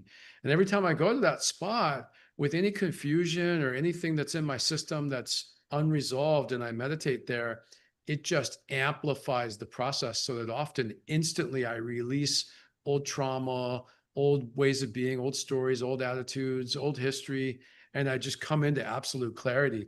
And I remember I went there and I was like, okay, Spirit, I want to know, is my person out there somewhere, or should I just kind of settle for this person that's pretty good, And I just was flooded with realizations and epiphanies and seeing the truth of what was really present and not present, and that she was out there, and that this person, it was time to heal and let go, and things were releasing out of my system. And within 20 minutes of sitting in that sacred site, I had absolute clarity, and I ended the relationship right then and there with that person. And that is part of a series of times I spent in various sacred sites that do various things, and doing a lot of internal work of loving the parts of me that just weren't ready for her yet and couldn't draw her yet. We sometimes joke, if we met each other, 5-10 years ago, it probably wouldn't have worked. We would have still had dysfunctionality that we wouldn't have known how to be with together and resolve and heal together. Because we do have challenge. Yeah. It's pretty minor, and yet it's definitely, we're human too. And so we still have parts of ourselves that we're, learning to love, and we reflect that back to one another. But we do it in a way that's quite graceful, and we hold each other through that challenge. And I think it's a reflection of learning how to be with ourselves and love ourselves in challenge. We're able to hold space for one another and ourselves in all of it. I think that I've finally found a way to put the work that I teach in the world fully into practice and to live it with Maggie, where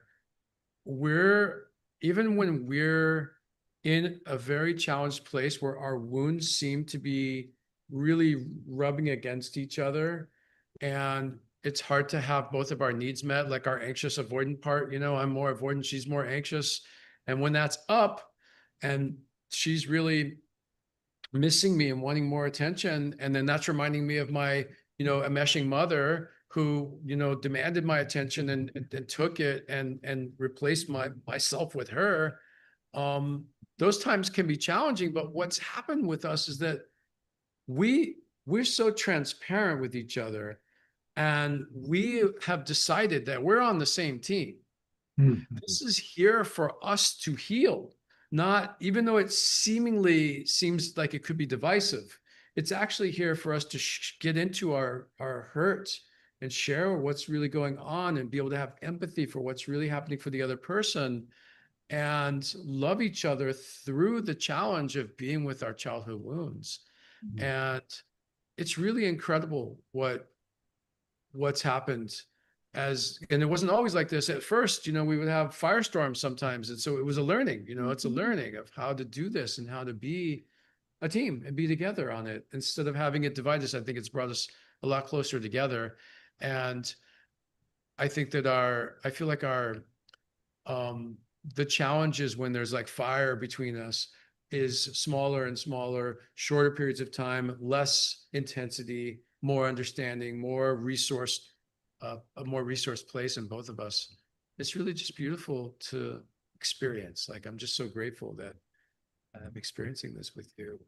It's beautiful. Having coached so many people to do it, but now like to be embodying it more fully. We're still working on it, but more fully, I'm just grateful. Me too. And I think it always brings us into deeper intimacy with one another, right? And with ourselves. Like the deeper that we go, the deeper we go with ourselves and our own source consciousness too. It's really beautiful, the union in that, and how the intimacy just gets richer between us and ourselves and our source consciousness. It's really a true blessing. Yeah, you said a few moments ago, you feel like you're more connected to source than before. And, that was a fear of mine, of losing myself in a relationship, having had a meshing mother, right? And I also feel even more connected to Source with you.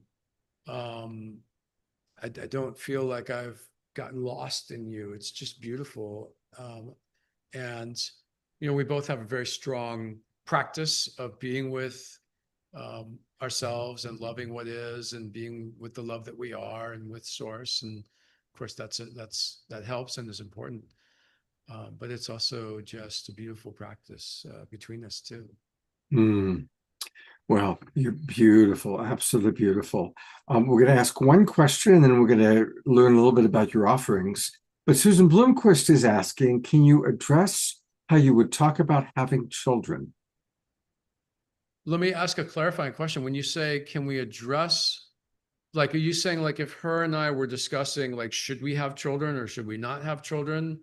I'm interpreting that's my interpretation of Susan's question. Yeah. Oh, model behavior. Okay. Well, sure.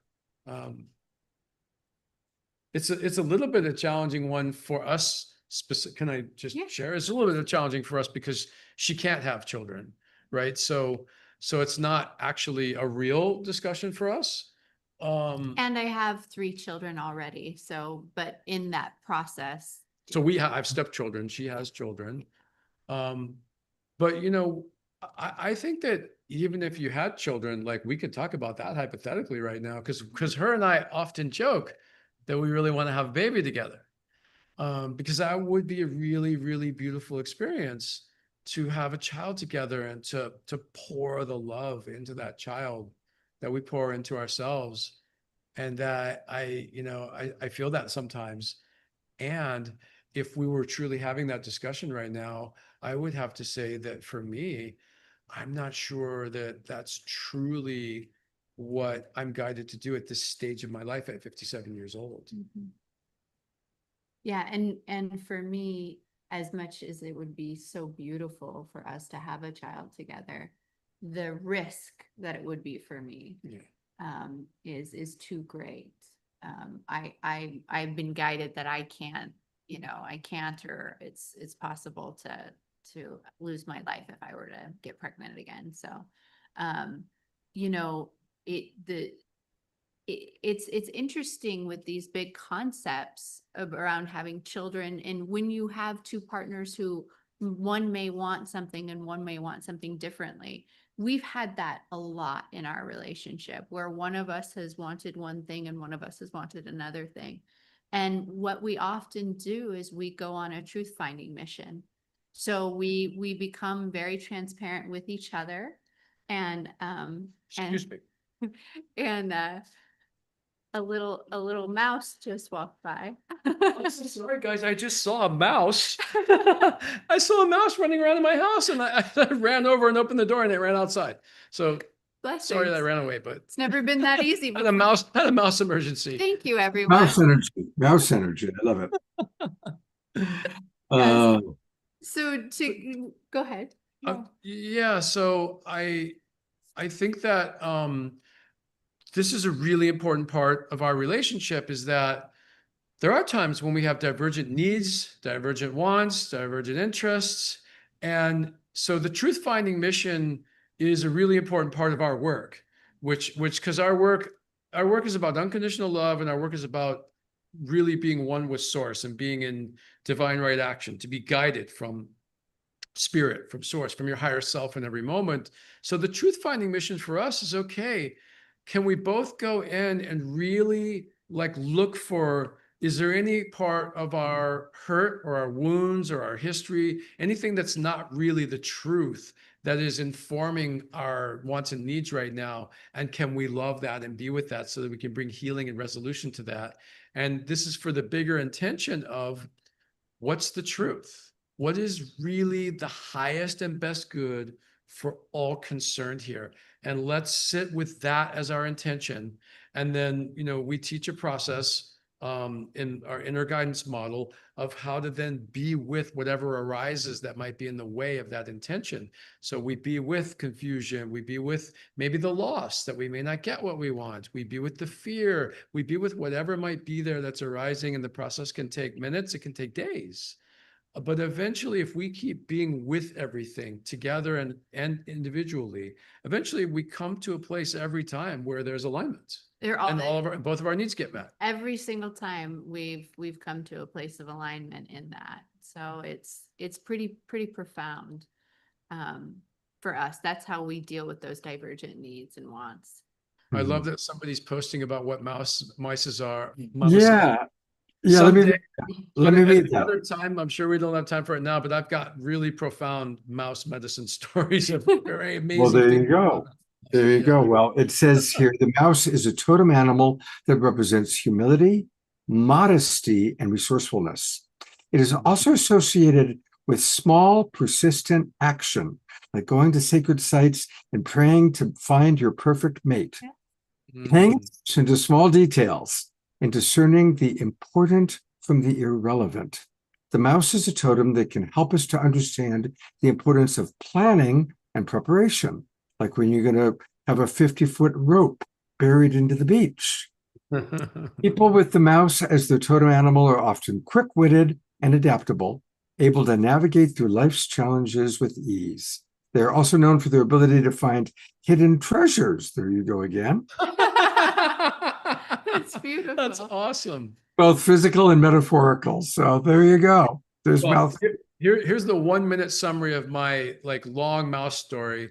They were my cat was bringing them into my house consistently for like a month, and I kept studying, what is mouse energy? What is mouse energy? And I kept getting, oh, it's about paying attention to details and about scrutiny and details. So I just kept paying attention to more and more details, and more and more mice just kept showing up. And then actually in Mount Shasta, which is a place that, we lead retreats, and it's what brought us together actually, was the mountain of Mount Shasta, and has brought a lot of couples together from our retreats.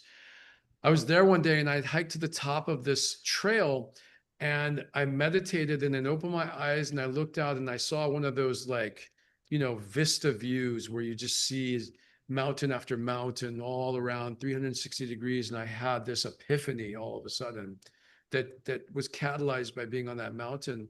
Oh my God, the mice were not telling me that I needed more scrutiny. They were telling me that I have too much scrutiny and I need to broaden my vision and come out to the trees, to the forest, and not in the trees. And no more mice. That was the end of the mice. Once I had the realization, the mice didn't need to be there anymore. They got their message across. And the bigger lesson for me has always been that you can look the mice up in the book and you'll get like a guide of what that medicine might be for you. But what I've really learned over the years is that I talk to the animals directly. And I often get a very different message than the one I might get if I just look, not that looking it up in the book is bad, because sometimes that's really helpful to me. But if I can, I try to talk to the animals. And I've had so many times that the animals have given me some profound message and changed my life that I wouldn't have gotten if I hadn't just dropped in, gotten silence, and literally I gazed with a frog for 10 minutes once. And it changed my life and an entire retreat group's lives for the better because of it. Because the message didn't come right away. It took really dropping in and being in the nothingness, being in that shamanic place where multidimensional reality is flamed on, and the frog can then come alive and give me a message. Well, thank you both for the incredible inspiration. People are loving what you provided. And I want to let people know about your offerings. Let's start with Sacred Voyages. And you've got a retreat coming up very, very soon, in about a month, in Mount Shasta. So you want to tell us, and by the way, everybody, it's sacredvoyages.com, sacredvoyages.com. And do you want to share with us a little bit about this retreat and what Sacred Voyages is all about? Sure. Sacred Voyages is, it's primarily about facilitating awakening and transformation for people. Awakening being awakening to the love that we are, to our infinite nature, to that place that we know that we are divinity and nothing matters because we were never born and we will never die. We are infinite. We always will be. We always have been. That true place of peace where we know the physical world can't affect us because it's just temporary. That's the awakening part. And then the transformational part, the human part. We're humans. We're in this world. There's things that we would like to have. We're here for a reason. Things matter. And manifesting things that we want in this world matters, and creating what we want. And if we get hurt, it matters. So learning how to have emotional mastery and how to be a human being. So it's both those things. And one of the primary ways that we do that is through this retreat in Mount Shasta, which is a 7-day. You just, for some reason, you're muted all of a sudden. Yeah, I saw, just noticed that. It said I was muted. Okay, am I back? You're back. Okay, so this Mount Shasta retreat is this deep dive immersion into multidimensionality, into a field of limitlessness where anything is possible. And in that field, we call it a shamanic container that we create, which is this energy field of limitlessness, where literally you could step into that field or into one of the sacred sites that we go to every day, and something that's haunted you your whole life, a pattern, a fear, a doubt, could just disappear. And or you could actually manifest instantly anything. And when I say anything, this is the favorite thing that I do. I've been leading retreats and workshops since 1996. I was a junkie, and I taught many ones and created many ones. This is the thing I still do because miracles happened on this retreat. Literally, I had somebody come who was on hospice with a deformed heart, had 6 months to live max, came on the retreat. They went back to their life and their heart was perfectly normal. Wow. We had a woman on one of these retreats 2 years ago that arrived in a wheelchair, couldn't really walk more than 5 or 10 minutes without collapsing, had been in bed for almost 2 years. Within moments, literally, of stepping into the container, she was perfectly normal again. Almost every retreat, we have a physical miraculous phenomena or two like that. But it's not just about physical stuff. I've had 30-year-old virgins who've never kissed a girl who came on the retreat because they wanted to start a family. And within maybe a month or two of going back to where they were from, they met their girlfriend. They came on the next retreat. They got engaged on the next retreat. They got married. They've been married and have 3 kids now for, almost 20 years. In fact, on their last retreat that Maggie and I led together, there was a woman who had been on retreat 14 years prior. There were 3 women on that retreat. They'd all said, hey, we've had dysfunctional relationships our whole life. Our men have just been a mess. We're in our 50s and we want our true love. 3 out of those 4 women within 1 month of the retreat had met that person. And one of those people was on our retreat last summer with her husband of 14 years. And so it happens with relationship, it happens with wealth, prosperity, healing, and it happens with awakening. You know, I had a woman come on retreat who was, by her own description, her life was a complete mess. She ran victim, drama, didn't get along with people, very challenged all the time, had this full-on awakening on the retreat. And after that, for the rest of her life, she was at peace with the world exactly the way it was, never stressed. She got brain cancer. She wasn't stressed about it. She actually said to me, my brain cancer is irrelevant. That's how the peace that she was living in. So this is our signature retreat that we love because of the miracles that happen every time. Amazing. Well, definitely worth considering. And then also, I want to just check in with Maggie because Maggie, as we've already learned, is an extraordinary astrologer. And you can learn all about her at her website, which is Maggie Ann Engel, Engel. Change a couple of letters around and you get Angel, which clearly she's an Earth Angel. And Maggie, are you doing astrology readings and coaching for people? Absolutely, yes. I do readings, I do astrological coaching, and then everyone who comes on our retreats with us, that's part of the retreat as well. They also get to have um, a look into their birth chart and then how the energies in Mount Shasta are playing with them at this certain level in time. Because my specialty is really transit astrology. So I really like to talk about how the energies, because astrology is just a language of energy. That's all it is. And it's a way to speak about the intangible, the energy that we can all see and or we can all feel, but we can't see or touch, right? So astrology gives a way to speak about that. And the way that the planets are currently orbiting in the sky, they're affecting us differently at different times in our lives. And this is a watershed year. 2025 is a year like we've never seen before. We have all the mid-range and outer planets are all changing signs within an 8-month period. And we haven't had anything like that. I keep going back trying to find the last time we've had this. I think it's before the times of Christ. Last time Wow. we had anything close to it was we had the 3 outer planets. We have 6 planets that change signs in an 8-month period, but we had 3 outer planets change signs in 1737.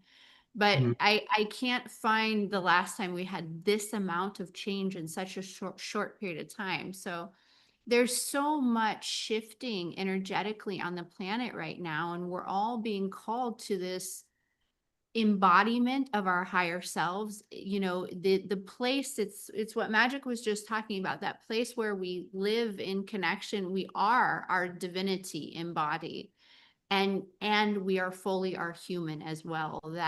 That zenith point that's in the heart, where we are all of ourselves living embodied here, aligned, the heart brain coherence of what our soul came here to do and what our human wants to bring into form, right?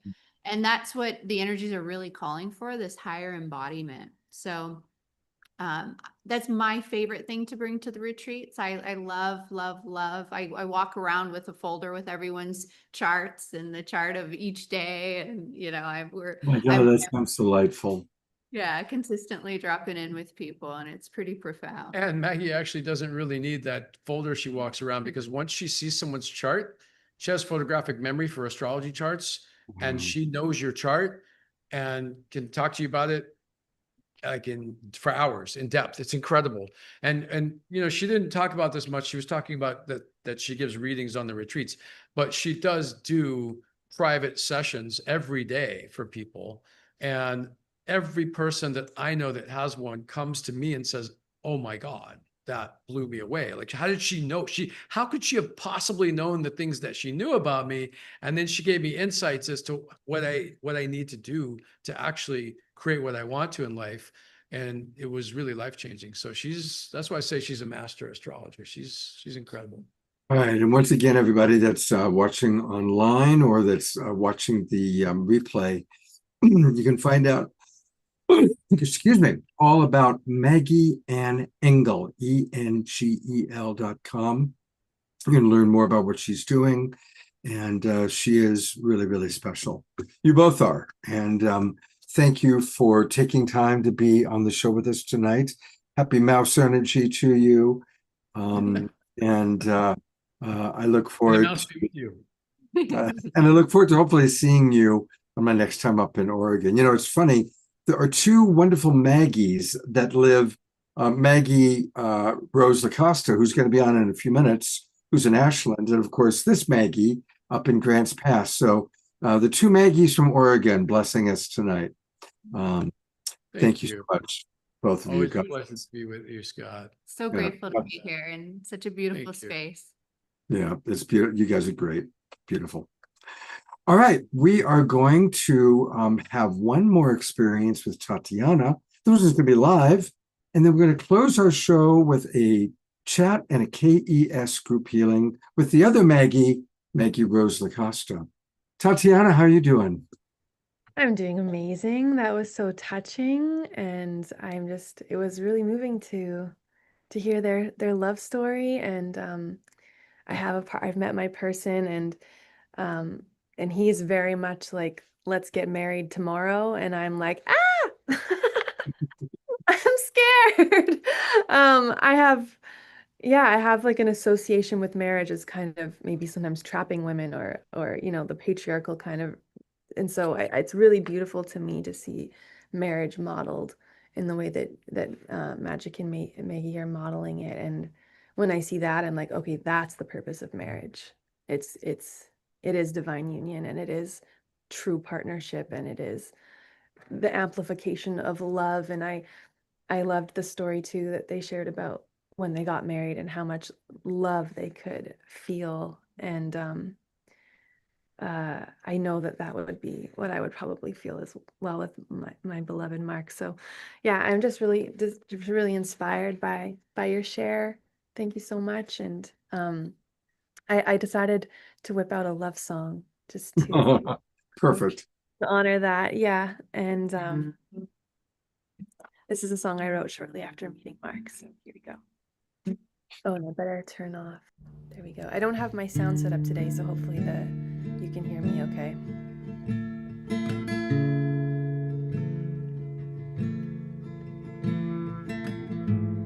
Can you hear my guitar, everyone? Yes, sounds good.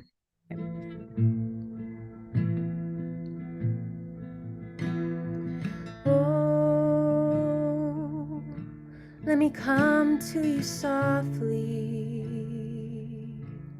Let me come to you gently. Let me come slowly. Take me out into the forest and lay me down beneath the sky.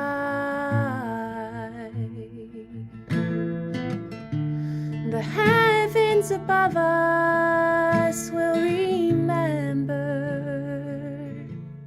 how we loved, how we loved.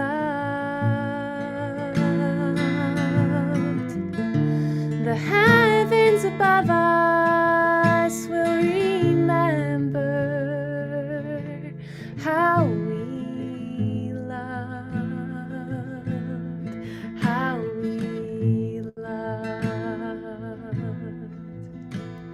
and oh, there's truly nothing left to do but give my heart to you and face the unknown.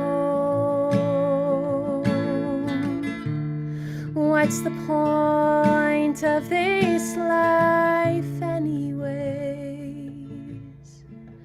if not to love this way with all that I have? We'll make the angels cry with how we loved, with how we loved, with how we loved. We'll make the angels cry with how we loved, with how we loved, with how we loved. In 1,000 years, nothing will remain of us. So let's love deeply, love each other completely. In 1,000 years, nothing will remain of us but how we loved. Oh, but how we loved. In 1,000 years, nothing will remain of us. So let's love deeply, love each other completely. In 1,000 years, nothing will remain of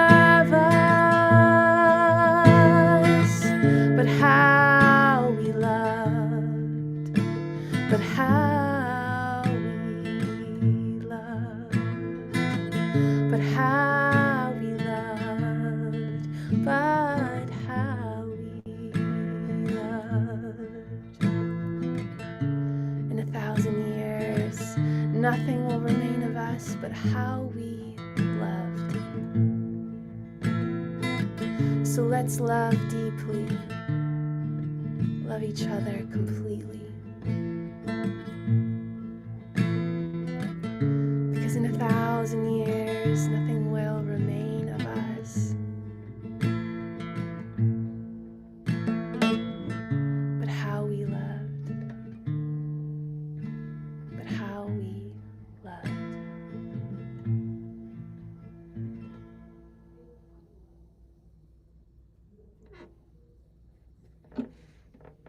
It's all it gives some twinkle, twinkle, Global Peace Tribe love. I It's felt it. I Tatiana. was almost crying looking at your faces. Oh. Oh my God. You know, there's something really beautiful about the message of that song that I want to riff on for a minute. One of the great teachers of my life is a man named Bruce Joel Rubin. He's actually a screenwriter. He wrote the movie Ghost, won an Oscar for it. But he Yeah. also was a spiritual teacher, and I was part of his spiritual class and meditation group for a few years when I was living in Los Angeles. And that's Bruce's whole point that he makes in the movie Ghost and the other movies that he's made, is that the love that we've given and received is the treasure we take to the next world. And that we actually are always living in the astral plane, call it Valhalla, call it heaven. We're always there. But we come into these earth lives to learn profound lessons of love. And it's the love we gave and the love that we received that we take with us back home. And so that song really, and I believe that with all my heart, and that song really sums it up in a perfect Tatiana kind of way. So, thank That you. touched my heart so much, Scott. Thank you for sharing that. That actually puts language to what I felt intuitively writing this song. That this is the treasure we take with us. And It is. It is. And you can get more Tatiana treasures by going to her website, which is her name, TatianaSpeed.com. And that's where you can learn about her women's courses that she's doing, about her music. There's some really wonderful things there. And next week, we are going to feature Tatiana again and her new album, Lullabies for Adults. So we're going to be hearing one or two cuts from the album. And Tatiana will be back with us again next week. So thank you so much, Tatiana, for being with us tonight. It's been wonderful. thank you, everyone. Love you so much. Love you. Well, it's time for the other Maggie. Two wonderful angels, earth angels named Maggie, blessing us tonight. And here is Maggie Rose Lacosta. Those of you that are regulars who've seen her on the show before. And she is quite the earth angel and a dear friend. And Maggie, tonight we've been kind of, really all about love and wisdom. And so I know you're going to do a KES healing to close up the night. But before that, I'd love to just get, what are your current musings, your current awareness of this time on the planet, which, as Maggie, the other Maggie, was telling us, is unlike any other time astrologically that we've been in, maybe ever. And you are surrounded by very high vibration spiritual teachers. She lives up at the sanctuary with the Twin Ray. And she travels all over the world, really, and is always in magical places. So what are some of your musings that you can share with us, Maggie? Oh, thank you so much, Scott, for that question. And I really appreciated what I just combined both your names, Magic and Maggie, said about the astrology, and that 2026 is like no other year, because that's exactly how I've been feeling. And I feel like so many people I work with have also just been like so many full circles and so much beauty happening this year. And it feels like things are really also coming together, like these new systems. And I'm always inspired by eco villages and new earth communities and what that kind of looks like. And that also inspires a lot of my travels to visit these different places to see if we can really create a better system. Buckminster Fuller's quote is my favorite quote. Can we, and it's all about creating a better system that makes the old one obsolete. And so my passion on the earth is, one of my missions is to be able to create community in a way that is regenerative and where people have their basic needs met, and then they can focus on spiritual growth and spiritual learning. And so there are many, many others on this mission as well. And it's been very inspiring this year to join these different groups, global eco village groups, and just beautiful organizations. Gaia Temple, my friend Marley, she is teamed up with Dome Gaia this year, and they're creating affordable housing in these incredible, beautiful domes. And so I just really have been tracking all these different pieces to create these new regenerative new earth cities, really is what they will be like. And that is what keeps my inspiration up. And I just feel so many pieces are coming together this year. And so, yeah, I hope that answered a little bit of it, Scott, and feel free to ask me any other questions. Thank you for your question. Yeah, absolutely. Well, how do you manage, and this is something I'm working with myself, so I'm asking you a question that I'm working on. How do you manage continuing to increase your own personal joy and embracing heaven on earth while also being aware of the very real suffering that's not only going on the planet, but going on for some of the people that we're in community and connection with? How do you balance that? It's so true. Definitely, compassion, and to really honor each soul in their journey, and also the earth and where we're at, and that the duality is very real right now, and to acknowledge that there is still war and there is still suffering on the planet, and to use that actually as fire for inspiration, to use that as fuel to create, and to get up every morning with that inspiration to know that we can create a better world. And, this is way long-term vision, but one of the visions I have, and a lot of others as well, is with these regenerative communities, getting these new earth technologies on these communities, and then going to the poorest parts and placing them there. And I would say that is how I handle the suffering on earth, is just to know that I don't think it's going to last. I really think that my generation and the generation below me will see peace on earth. With all these different movements and all these incredible leaders that are just ready. We don't want to fight anymore, and it's all because of old systems. And so the more that we can just create better systems, the more that those old systems will disappear. Beautifully stated. Thank you. Yeah. I do believe in you and the new generation. One of the things that's, I think many of you know, is that there's this wonderful synergy group with Tatiana, Maggie Rose, and a few others that we call the new generation of leaders for an awakening world. And we just had a meeting a couple of days ago, and I believe in all of you guys, and it's going to be beautiful to watch what you guys all create.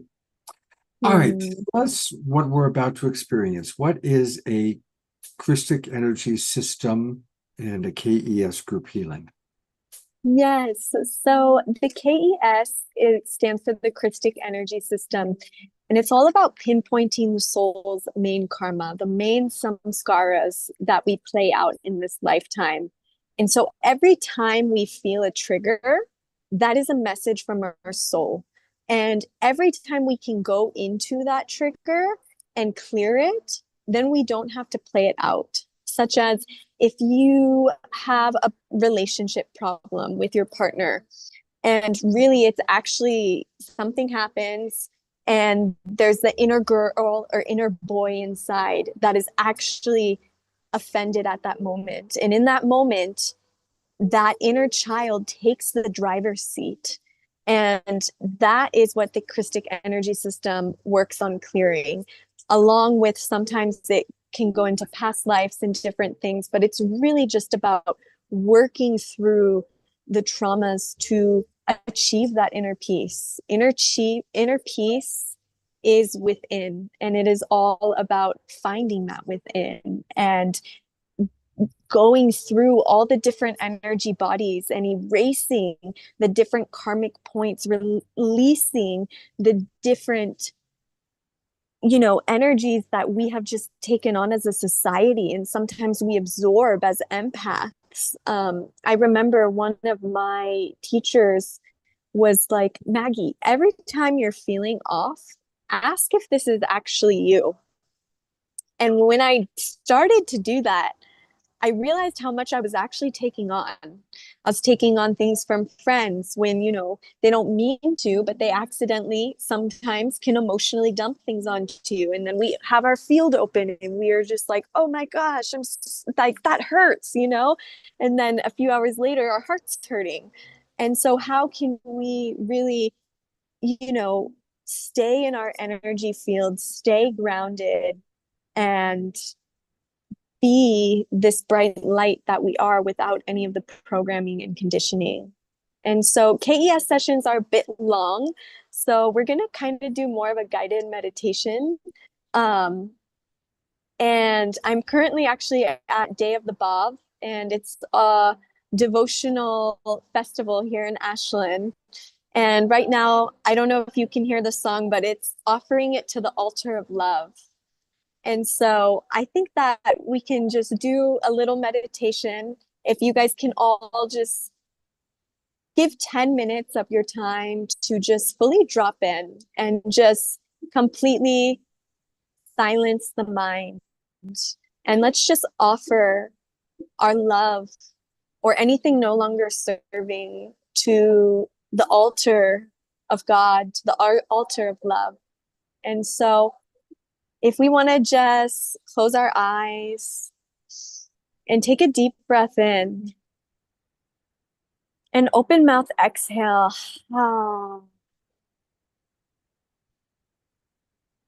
And just start to relax.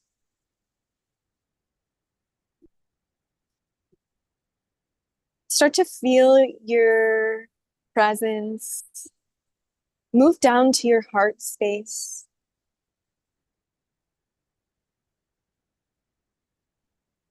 And let's send our grounding cord down to the earth.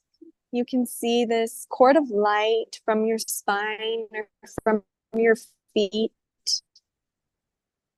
go through the rocks. Send your love and gratitude to the earth and feel that love come back up.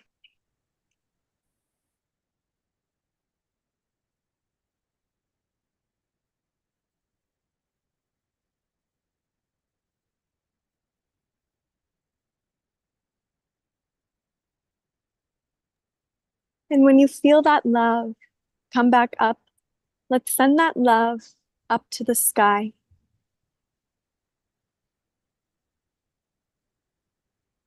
And feel your pillar of light connected to the earth and to the sky.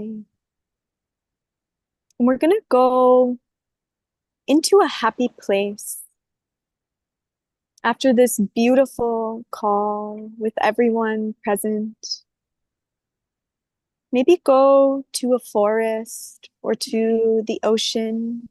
Go somewhere private where you can communicate with the Mother Earth.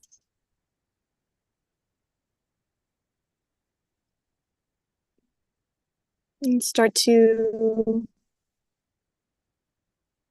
breathe deeper, slowing the breath down. And we're going to call upon the Divine Mother. And we're going to call upon that miracle field to be present.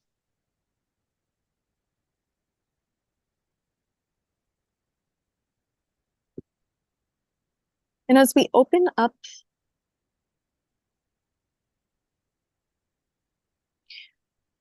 start to call in that aspect of the Divine Mother to be in front of you, whether it's Kuan Yin, Mother Mary, even a tree, whatever it is, ask to see her and ask to connect. And as you connect, allow your heart field to open as you feel the safety with the Divine Mother, with the Holy Mother's presence. And we give our gratitude to her for the life that we have, for the breath that we are. And as we call upon her, ask her for a message.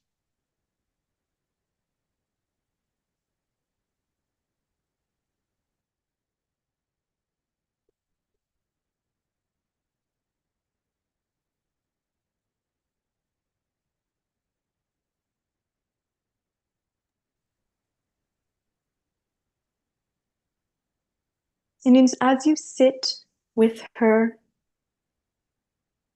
you can give her anything that's no longer serving, or you can express your gratitude towards her.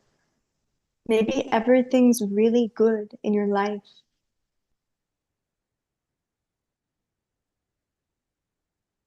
And just allow that heart space to expand. As we ask this aspect of the Divine Mother to give us a gift, to give us a sign.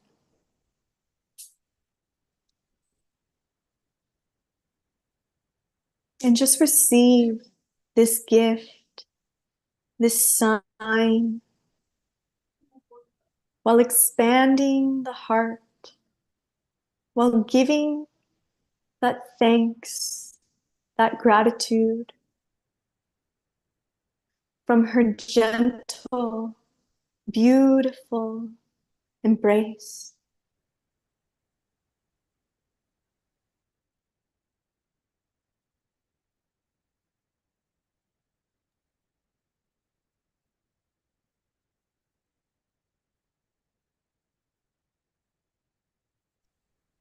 And now, all together on this Zoom call, we're going to connect hands and hearts.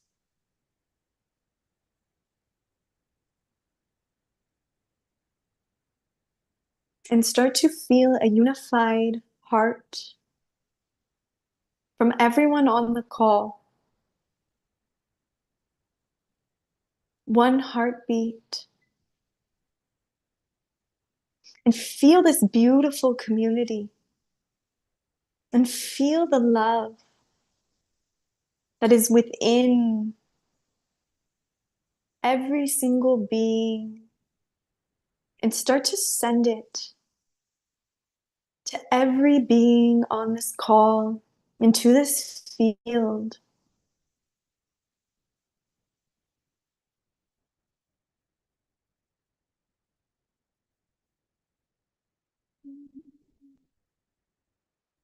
Thank you for community. Thank you, Holy Mother, for this soul family of light. that we get to create with, that we get to pray with.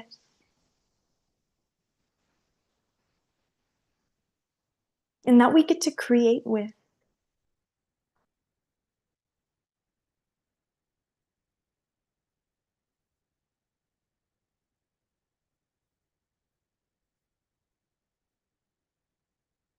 And we call upon this divine light to come down through our crowns, to illuminate our crowns,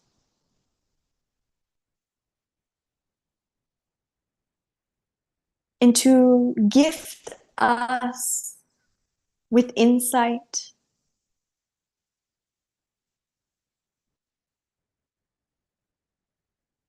And we ask the Divine Mother for a blessing.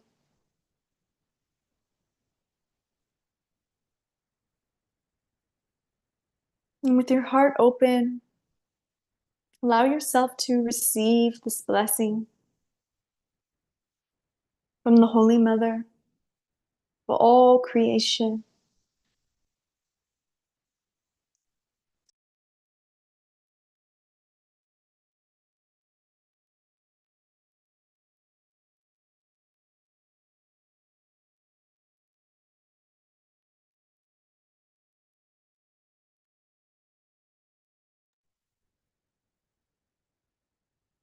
And send your gratitude to the Holy Mother for this blessing. And send your gratitude down to the earth.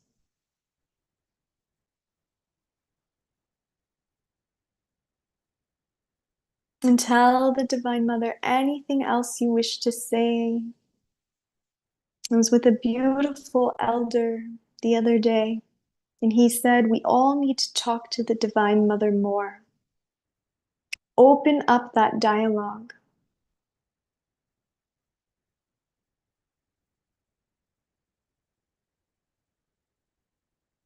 And bow to the Divine Mother, bow to the earth.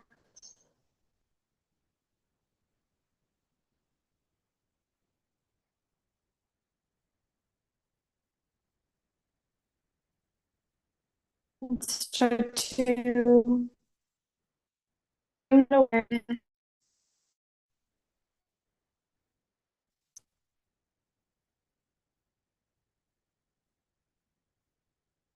and bring the awareness into the space you are in while keeping that heart-centered presence. And when you're ready, gently opening your eyes and seeing from the eyes of your heart now when you open.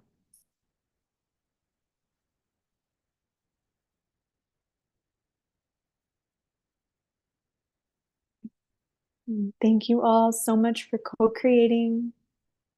Thank you, Scott, for this beautiful community and bringing people together.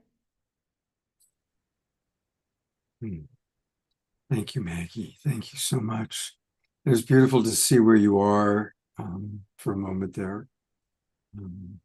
So I'm just going to maintain this kind of silent, quiet place we're in as we conclude for the night. Let's take all the gifts that we've received from both Maggie's and Magic and Brother Phil, and of course, Tatiana, Reverend Retta. So many blessings. On Wednesday night, we have an evening with Pato and Antoinette. So that's going to be very special. Sending all of you much love. Of course, tomorrow is Sunday. We can always make it a sacred Sunday by choosing to see the divinity in all. And I think we've had many, many opportunities to do that tonight. So again, thank you, Magic, Maggie, Tatiana, Reverend Retta, Chief Brother Phil, our friends from Ireland, and all of you, our beautiful Global Peace Tribers, and those of you watching on Facebook, YouTube, or watching the recording. You're all appreciated.